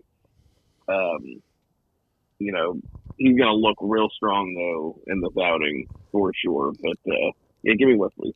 I'm going to take Axiom.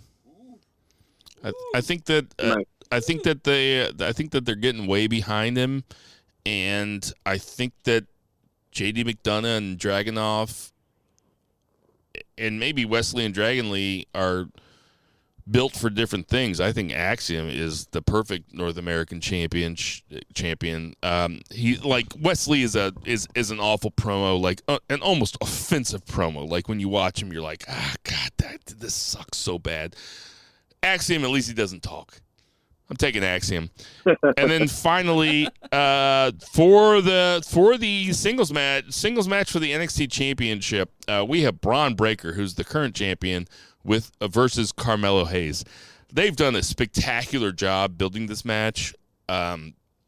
The video package that they put together on the last NXT about these two guys, like, having mutual respect,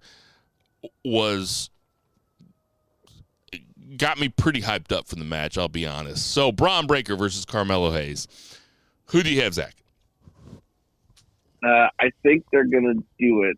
I think it's going to be Carmelo Hayes because I feel like, we're getting that post-WrestleMania. I think Braun Breaker shows up on the main roster. So you think Braun Breaker's coming up after WrestleMania? Yep. Bo, do you want to chime in here? There is no way Braun Breaker's losing.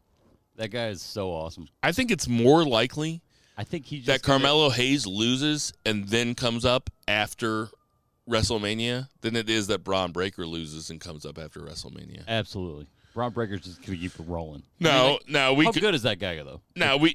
I love him, but we could be completely wrong, and we could play this back, and Zach, and it's going to be me and you being so sure about it, and Zach's going to end up being right.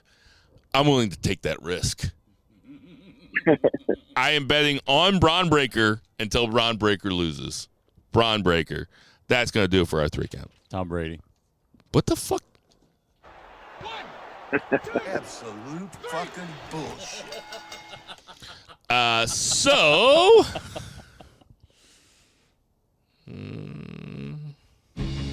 All right. So now we're getting into WrestleMania predictions. Okay, boys? You boys ready? Okay, so Bo. JCB has sent Bo his predictions. And Bo's going to read them. Bo wants to know if he should do them as JCB. Bo wants to know if he should do them in blackface. Yeah, he wants to do it in blackface. Hey. Calm down. Calm down. I'm getting ready to do blackface. I shouldn't do it. 7 beer, calm down. All right. You know what, Bo? I'm going to leave it up to you. Wink, wink, nod, nod. We got it. If it ever, just do what feels good. So we're going to start off with something. We're going to start off with something big because this has been announced as the curtain jerker for Saturday night. The curtain jerker on Saturday night is Austin Theory versus John Cena. This seems like this is Cena doing Triple H a solid and saying, I'm going to make sure that all the butts are in the seats at the beginning of the show. Austin Theory versus John Cena. 2 beer, Zach. I'll let you go first. And also, he's like, hey, I'll do WrestleMania, but I want to do the first fucking show of the first night so I can get home before the show ends. Fucking exactly right, dude. That's so true. Perfect. I got Austin Theory. I think it would be bonkers for Cena to win. This is going to be a showcase for Theory, and it's going to be something that Theory can talk about the same way that MJF, talked about beating CM Punk in Chicago. Like, I beat John Cena at WrestleMania. We're going to hear it for the next 5 years. Jason, who you got? Oh, you know that Austin Theory has got this one. Cena's just coming back just to make viewers watch. Stevie Wonder can see this. Austin Theory all day long. I'm not doing it again. It wasn't even very good, but I really enjoyed it. Yeah, I'm going Austin Theory also. I think it'll be a competitive match. I think Cena hasn't had a real match at WrestleMania in a long time. He had that Undertaker squash thing. He had that thing with Elias that one year. I think that Cena is probably going to put on his working boots. And I expect this to be good. I do. His haircut. Austin Theory is 3 times the professional wrestler in the ring that John Cena ever was. I don't mind saying it. I also don't mind saying that Austin Theory is a better promo than John Cena. I also don't mind saying that Austin Theory is a better human than John Cena. I fucking hate John Cena. Go Austin Theory. We can fucking tell. Oh, you can? Okay. So next up we have Damage Control, which is Io Sky, Dakota Kai, and Bayley versus Becky Lynch, Lita, and Trish Stratus. Jason, who you got?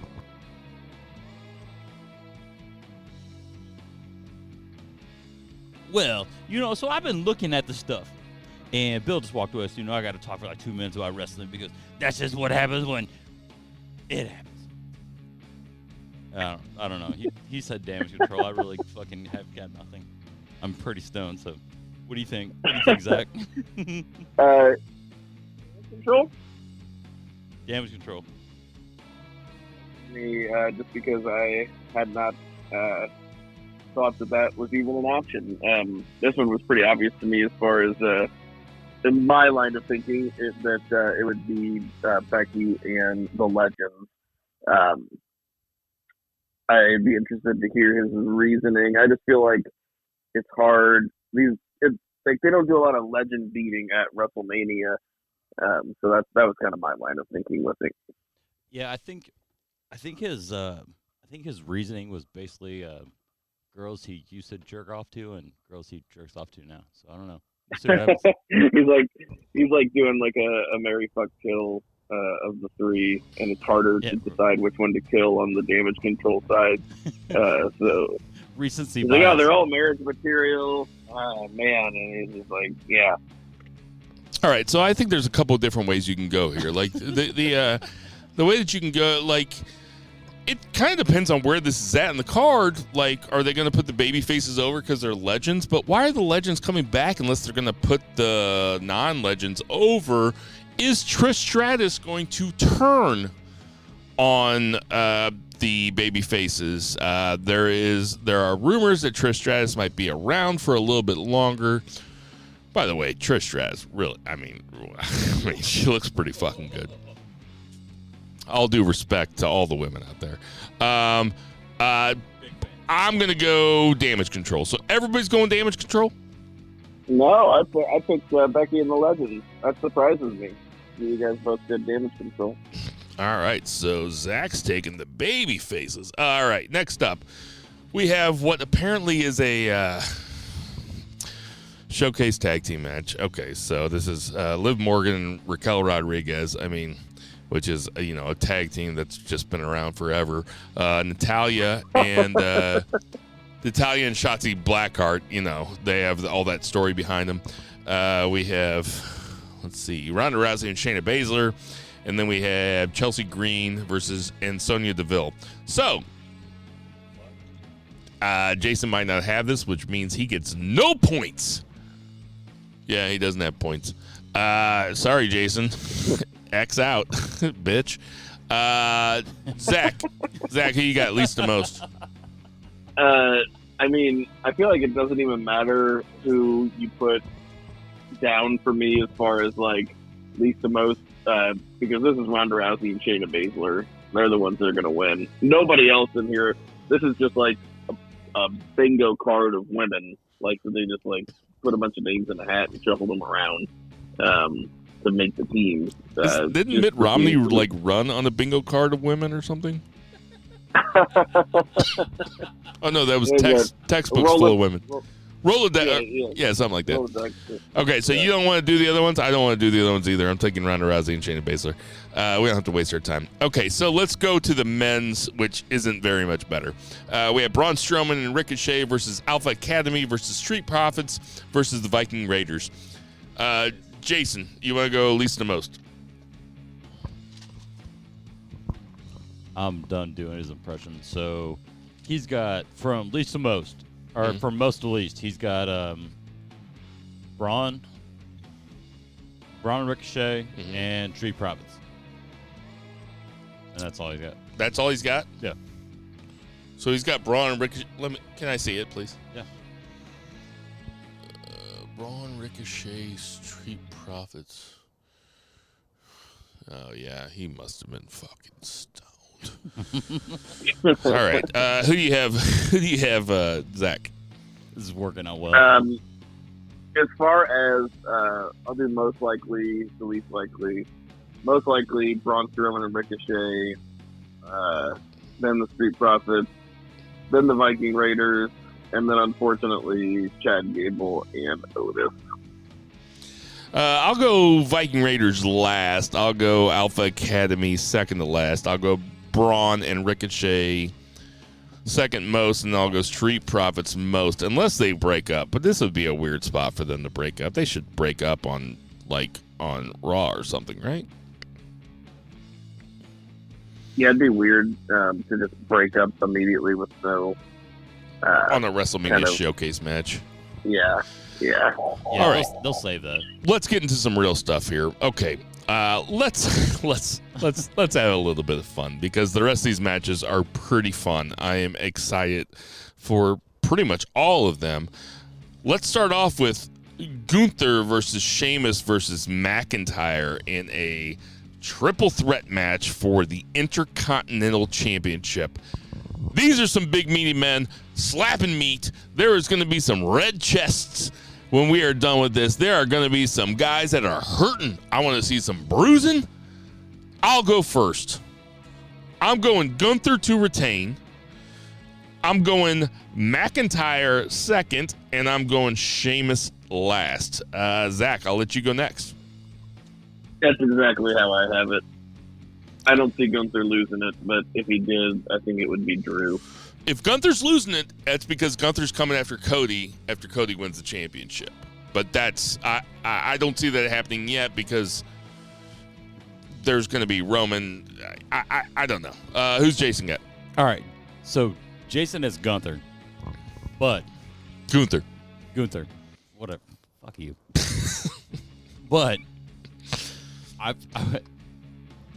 if we're gonna gauge people on who's gonna be the absolute reddest at the end of this match, it's gonna be Sheamus. Yeah. It's gonna be McIntyre and it's gonna be Gunther. Sheamus is gonna be fucking hot pink by the end of this. Who does Jason have next? He just says Gunther. That's all he has is Gunther? That's all he sent me. That's all the points he gets. Okay. I'm freestyling. So we have Bianca Belair versus Asuka. Jason, who do you have? Asuka. That's it. Wow. Okay. Wow. Kind of blown away by that. Zach, who do you have? I was actually thinking Asuka until I same started thing. just making fun of Jason for picking it. I was, and now I'm trying to not talk myself out of it. But I think I'm going to go with Asuka. Good for you. Bianca's great, but Bianca, put her in chase mode. Asuka's just, we got Triple H booking, and Asuka had one of the greatest title reigns in women's wrestling history. So let's see that happen again. Okay, so I have 3 reasons why I'm picking Bianca Belair. The first one being that Bianca Belair is only a few days away from holding the belt for 365 days. That's not the biggest reason, but it is something sometimes.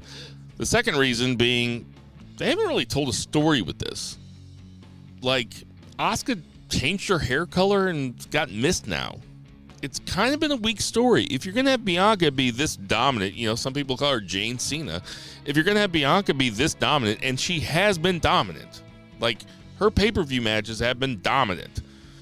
So, what does Asuka, and the third thing being they have this reality show coming out with her and Montez Ford. She going to lose it? Nah, I don't think you're losing it. I'm going Bianca Belair. Next up, let's just stick with the women. We got Charlotte Flair versus Rhea Ripley. Who does Jason have? Let's see here. Jason has, and behind it, he says, Stevie Wonder can see this, Ripley. Does he really have that behind it? Yeah. The dick. Who you got, Zach? Definitely Ripley. And now that I think about that, I'm like, well, would they change both women's titles? But I already took my pick. But yeah, this is definitely Ripley.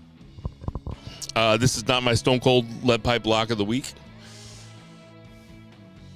But that's only because I have another match that's a Stone Cold Lead Pipe Lock of the week. It's Rhea Ripley. The only way that Charlotte's going to be able to get to 16 title reigns is if she loses a whole bunch. They love putting it on her and then taking it off her. Putting it on her and taking it off her. So because they're trying to get her 16. It's so stupid and so transparent. I'm going Rhea Ripley. Hot as fuck. Let me ask you a question. She is. What if they change both women's titles this weekend? Fuck yeah. Would that be a great thing? Will we stop talking shit? And I think it's fine for I think it's fine for Charlotte to drop it. I would like to see Bianca drop it in more of a story than just having Asuka come in and basically do nothing except for change her hairstyle and then go over Bianca Belair. And Bianca Belair is she does not lose. Yes, I agree. She's very attractive. I saw what you just did. Act like you were humping the air. So everybody's got Rhea Ripley. You should have seen it. It was disgusting. So we have Edge. he cheered me on. Edge versus Finn Balor. Hell in a Cell. Zach, I'll let you go first. Much to the chagrin, I think the Demon is going to conquer the moody vampire. Who's Jason got? He has Edge. He's got Edge? Yeah. Holy shit. This is my stone cold lead pipe. That was fucking hilarious. This is my stone cold lead pipe. Boom. Lock of the week. Finn Balor's going to be the Demon. The Demon doesn't lose. Ever. He picked Edge? Yep. Oh, my God. The Demon lost to Roman Reigns, though, but I guess that doesn't count because Roman. You know why it doesn't count? Bottom. Because I don't remember it. Coming up next. That doesn't count. Is that true? Finn Balor lost as the Demon count. to I have Roman two Reigns? kids that prove that's wrong. You remember, like, the rope broke or something? Oh, and they never explained it. Yeah. Okay, yeah, fuck them. Yeah, I mean, that counts. You're right. Okay, we have... Let's get some real shit. We have... Good started. The Usos versus Kevin Owens and Sami Zayn. Tag match for the unified WWE Tag Team belts. Who does Jason have? KO and Sammy. Who does Zach have? This is actually my Stone Cold Lead Pipe lock of the week, and it's KO and Sammy. Yeah, I got KO and Sammy too. This is one of those things where this is where you pay off a story. You pay off a story at WrestleMania. And, I mean, is that your thinking too, Zach? Yeah, I mean, this is part of it is, a make good for Sammy not winning at Montreal. I mean, there's that too. I feel like this should be the main event of night one. I am a very progressive. I'm a feminist. I'm all about social equity, social justice. That said, because I'm a feminist, like my wife will be like, "Oh my God, there's a spider! Get it!" I'm like, yeah, I'm a feminist. Like you're just as fucking capable of getting the spider as me. I think that this should be merit based. Sami Zayn's the hottest character in the company. He should be main eventing this night one instead of just because it's a women's world title match. I'm gonna get off my soapbox now. Well, that's why I was gonna ask you. I was gonna ask you, do you think this will main event? I think it should, but I don't think it will. I think Rhea and Charlotte is supposed to main event. I thought you were gonna say that you're a feminist, but you believe that Sami Zayn should have the women's title. I swear to God, Bo just got me high, and I was listening to you talk, and I was like, threw an empty beer can at me while he was thinking about this. And I'm like, what the fuck is your problem? I thought he was saying, it should just be merit based. There shouldn't be gender belts. Like Sami Zayn should have one belt. Roman Reigns should have two belts. Give the other one to the Big Show. He always talks about the Giggle Twins, and then he gets high and starts running his fucking Yeah, mouth. but I laugh on mic, though. You guys talk off mic, and all you do is hear you guys giggle, and so me and Zach are talking, and you guys are just giggling. Yeah, we're fucking hilarious. That's fine, but let the audience in on it. Giggle Twins? You gotta pay for that. No, you joke for... No, you can. Yeah, you're right. You should. You and Zach can Yeah, we should freestyle. charge. You and okay. Zach can All right. So I saved what I think are my 4 favorite matches for last. First one being. I think the Omos is a favorite over the Kevin Owens match. I thought Kevin Owens was your boy. I love him to death. Soft bigotry of low expectations. So. Okay, so you mentioned Lesnar and Omos. Sorry. I wrote that on his wedding. You book. brought up Lesnar and Omos. I am what they would now call an Homo sapien. I didn't make that up. That's a thing now. If you're a fan of Omos, you're an Homo sapien. You're such a dickhead. So this is a tough one for me. because I can see Lashley getting involved in this, getting the Hurt Business back together, and having Omos join the Hurt Business. I can see something like that happening. If nothing like that happens, this is a Stone Cold Lead Pipe lock. It's Lesnar. But if there's shenanigans, it's going to be Omos with some sort of combination of Lashley and MVP, because Lashley doesn't have a match. That being said, I can't count on shenanigans. I'm going Brock Lesnar. Brock Lesnar doesn't fly anywhere to lose. Who you got? So JCB has Brock. Who you got, Zach? I am decidedly not an homosexual. So That's not what I I'm said. thinking Brock. With your eyes open. That's not what I said. I didn't say homosexual. What'd you call me? I said Homo sapien. That's such a stupid. It's so funny.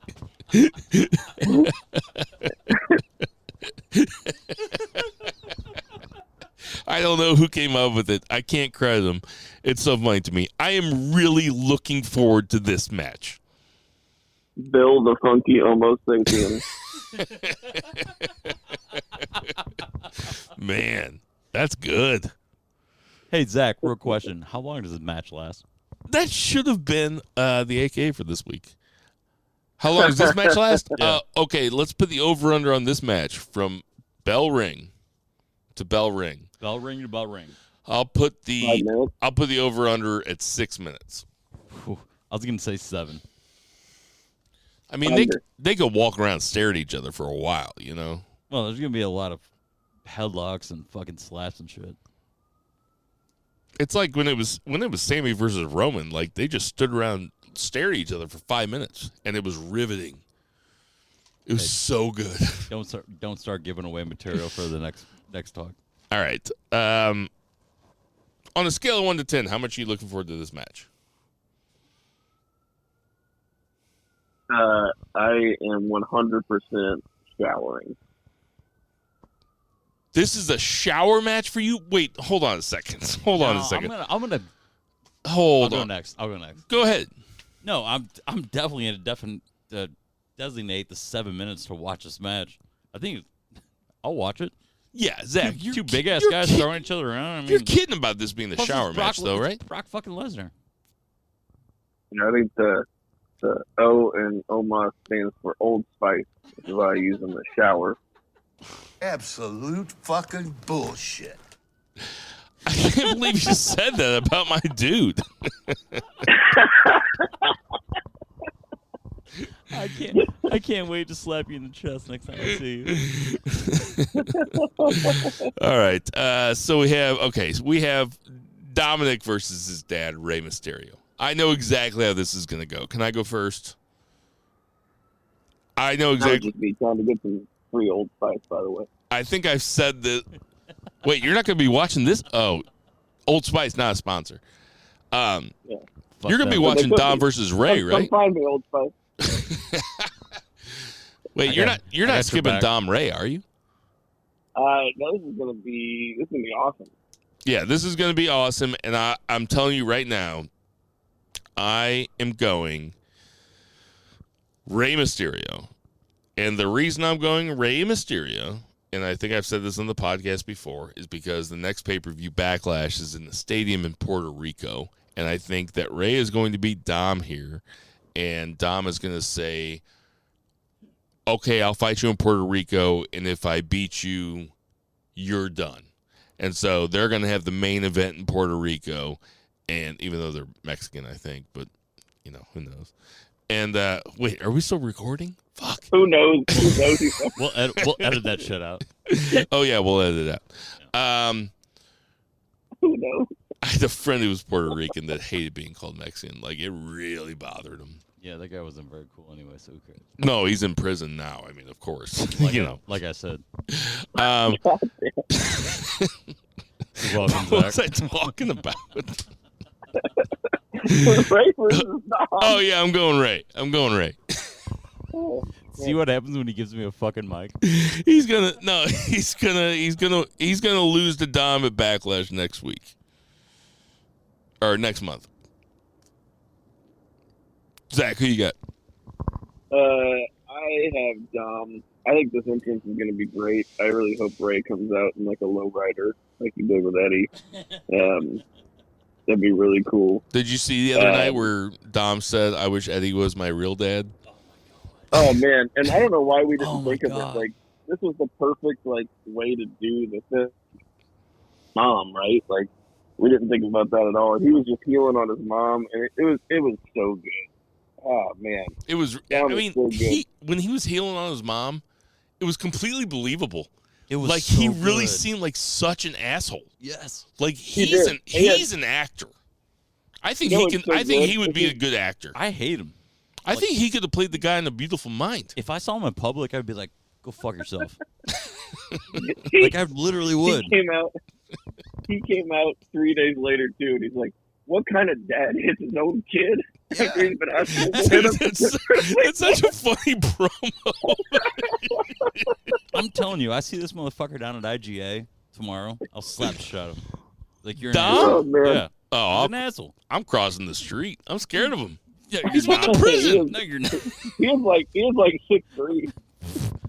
Man, his whole character of being the prison is really fun. It's so funny how seriously he takes it. Like how seriously he plays it. His tears would wash away his eye tattoo. I don't know. He's on my short list for Wrestler of the Year, Beavers 2024. Unbelievable. Like he's like most improved for sure. And it's all character. Oh my God, he's. You can't take your eyes off him. 18 months ago, he was fucking hated on this Yeah, podcast. you don't fast forward through Dom's segments though. Like Yeah. I want to see what Dom says. Yeah. He's talking about mommy and shit. It's unbelievable. He's got so much material.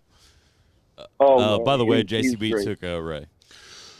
Okay, so he took Ray too. I'm kind of going the opposite. I think that Dom wins, and then he like bloats, and then they have the rematch, and Ray wins in Puerto Rico. Maybe they do Yeah, maybe that's- Dom like does like a retirement thing, and they say like I'll retire you if you. Or like If the you family lose or jumps in whatever. and shit. Totally. Like that's completely plausible, and it's going to happen one of those ways probably. You know, it's just like, but they have told this story perfectly. I think the timing on it's been really good. They really edged us So with good. it. So we have 2 matches left. This next match is the match that I think is going to be the match of the weekend. And I don't know if that makes me a hipster or makes me a dork, but Seth Rollins versus Logan Paul. If Logan Paul, now listen to how I'm going to word this statement. If Logan Paul can get that kind of match out of Roman Reigns, what kind of match can Seth Rollins get out of Logan Paul? Match of the weekend. That's my guess. I think this is going to rule. At the same time, can't see Logan Paul winning this one. Seth Rollins has to be kept strong, and they have to give him a win sometime. He lost 3 times in a row to Cody Rhodes. He has had a very slow but good build to being a babyface. And now he's got a high-profile match against a very famous person, non-wrestler, so to speak. They have to give Seth Rollins a win here. I'm going Seth Rollins. Who's Jason got?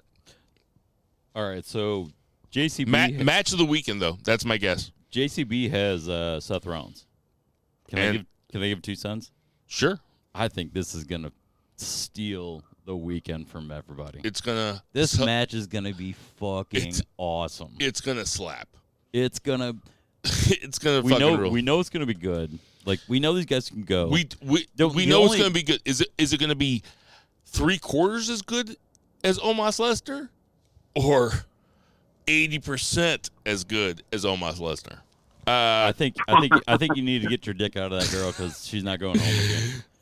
This is gonna be Zach. Who you got? I also have Seth Rollins. Great job in this build of, he's taken a couple shots. Like stood strong this whole build. But this match is going to be excellent. I am very much looking forward to it.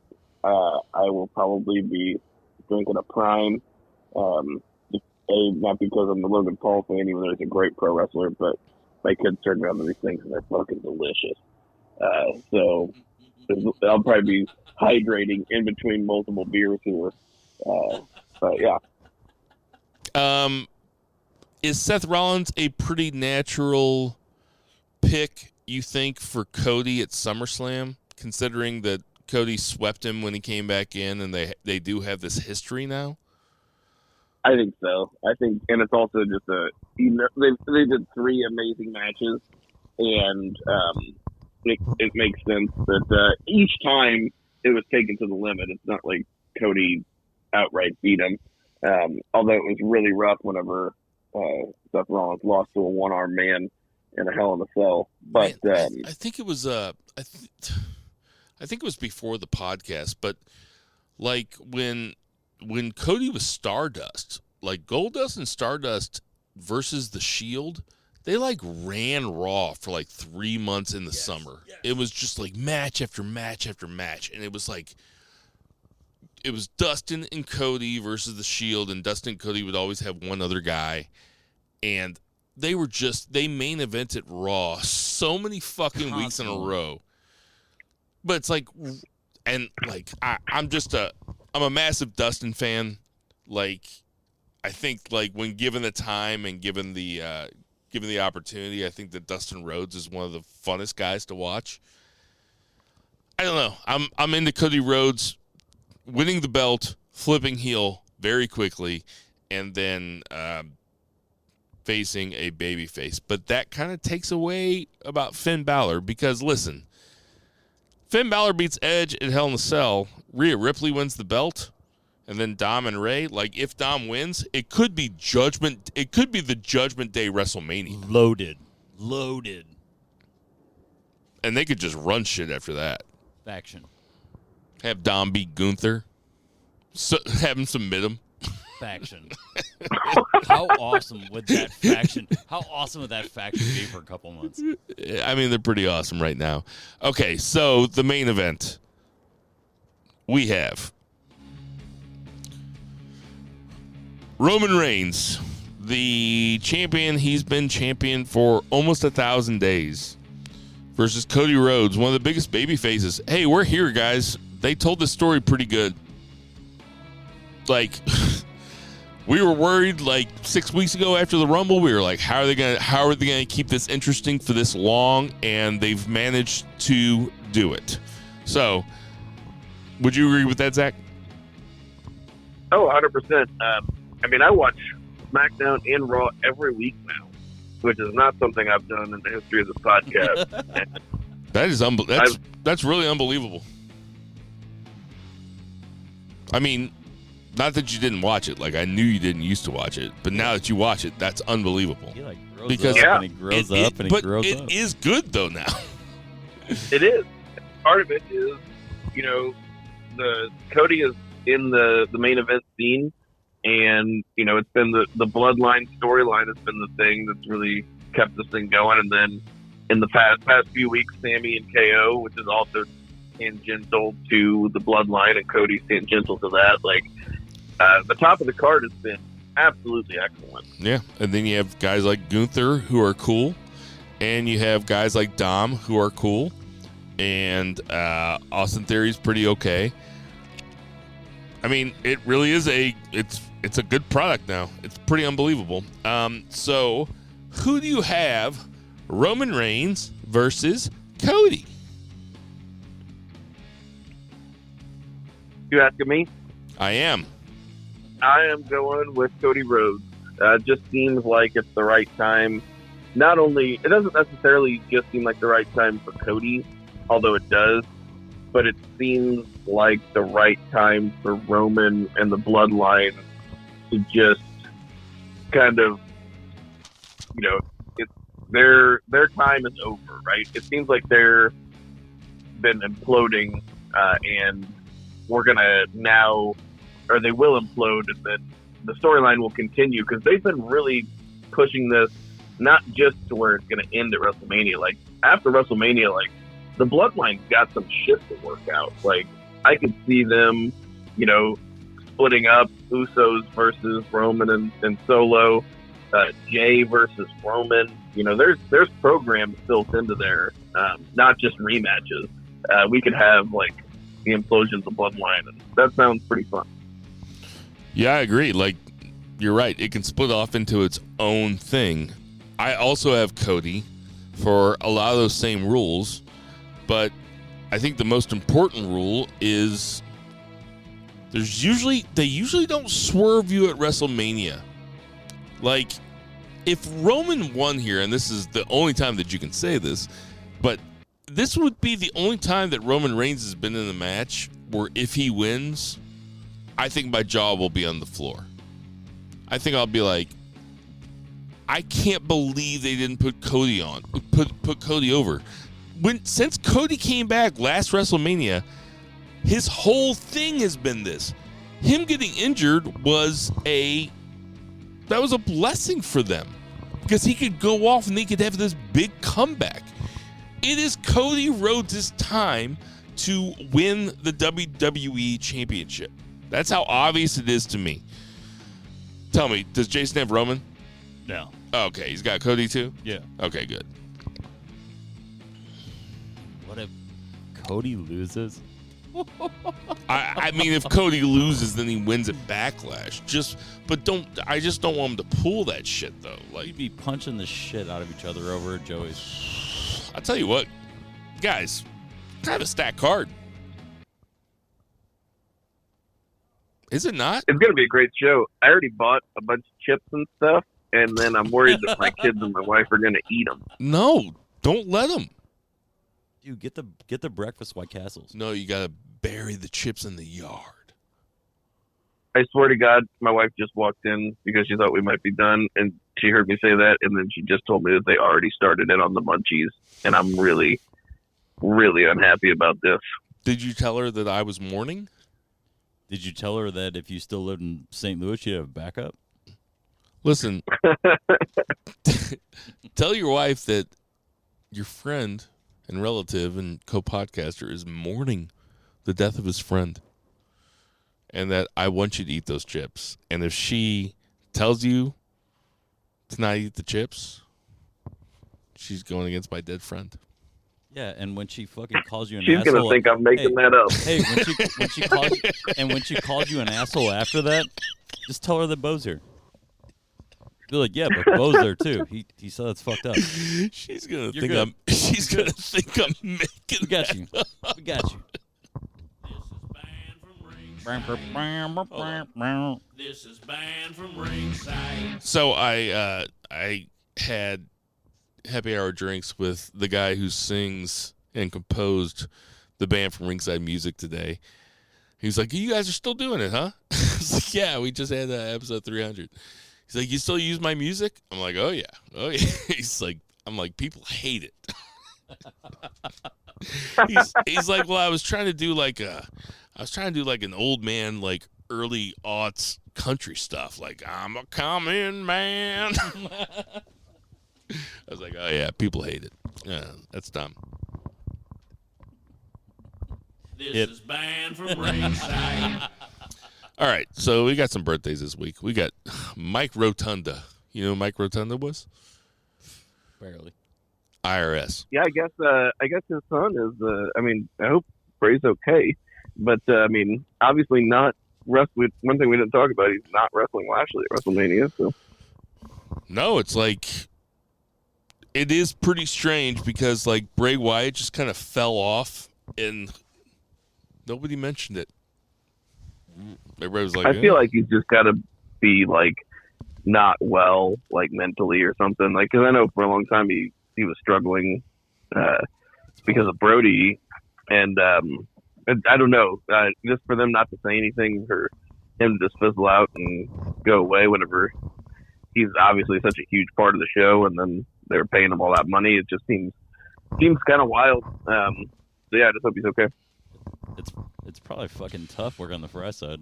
I mean, I hope he's okay too. Like, just come back and wrestle, you know?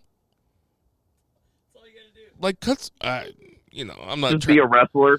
Yeah, I'm not trying to mess with anybody's mental health or anything. I'm just saying, like, he wants to reinvent wrestling or something. It's like, okay, well, just do that slowly, like while you wrestle people. I want to see you wrestle. I just want to hug him and be like, it's not your fault. I want to see you wrestle. Can you just wrestle? Hopefully he listens to this. Anyway, Mike Rotundo I'll text him tomorrow. Legit awesome as just a wrestler. No doubt. He had some fun gimmicks, but good wrestler. No doubt. Trent Beretta is 36. Hey, Zach, if I showed you the two best friends, do you think you could tell me which one was Trent Beretta? 100%. I know you could. Who's the other one? Chuck Taylor? Yes. Chuck Taylor. We saw him at the same show that we saw Jeff Cobb.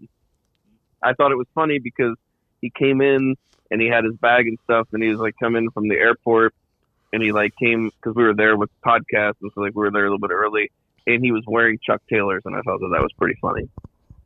Live the gimmick, dude. Randy Orton could be making a big return this weekend. Wouldn't that be fun? You think Riddle comes back whenever he comes back? I don't know if Riddle comes back, but I do see like LA Knight being in a spot where he comes out and starts talking a whole bunch of shit, and somebody comes out and gives him a finisher, like either The Rock or Orton or Austin. I mean, Orton's not at the legend status because he's still kind of active. I just don't think he's done. I think that his style lends itself to being able to work pretty old, you know?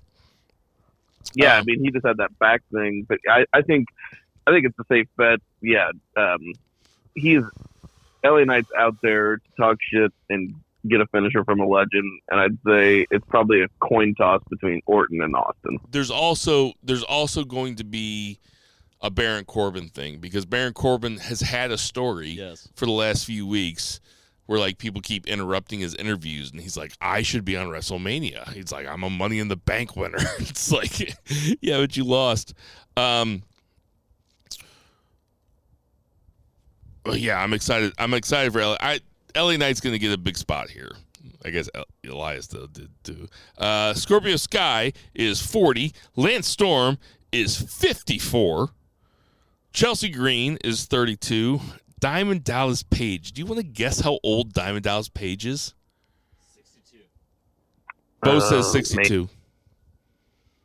I'm going to go with 64.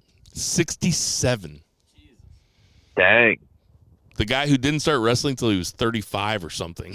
Like, 67. I mean, he looks pretty good. Yeah. Every time Before you see that, him. like, I would. before that, he like managed strip clubs, and you're like, oh yeah, I can see that. Like the guy in Kill Bill 2 that talks to Michael Madsen. Oh, Yeah. shit. And he's like crossing all the things off the calendar. That's That's exactly it. That's like the guy I want to look like when I take my kids to their He's got the soccer weird games. haircut. I want to be that dad that looks like that. He's so. That's good shit. Oh, Charlotte is 37. still would. Hey, everybody. We know there's tons of podcasts to listen to, so I appreciate you listening to our podcast. For my boy Jack Stevens, R.I.P., man. I love you to death. For Joey O'Farrell.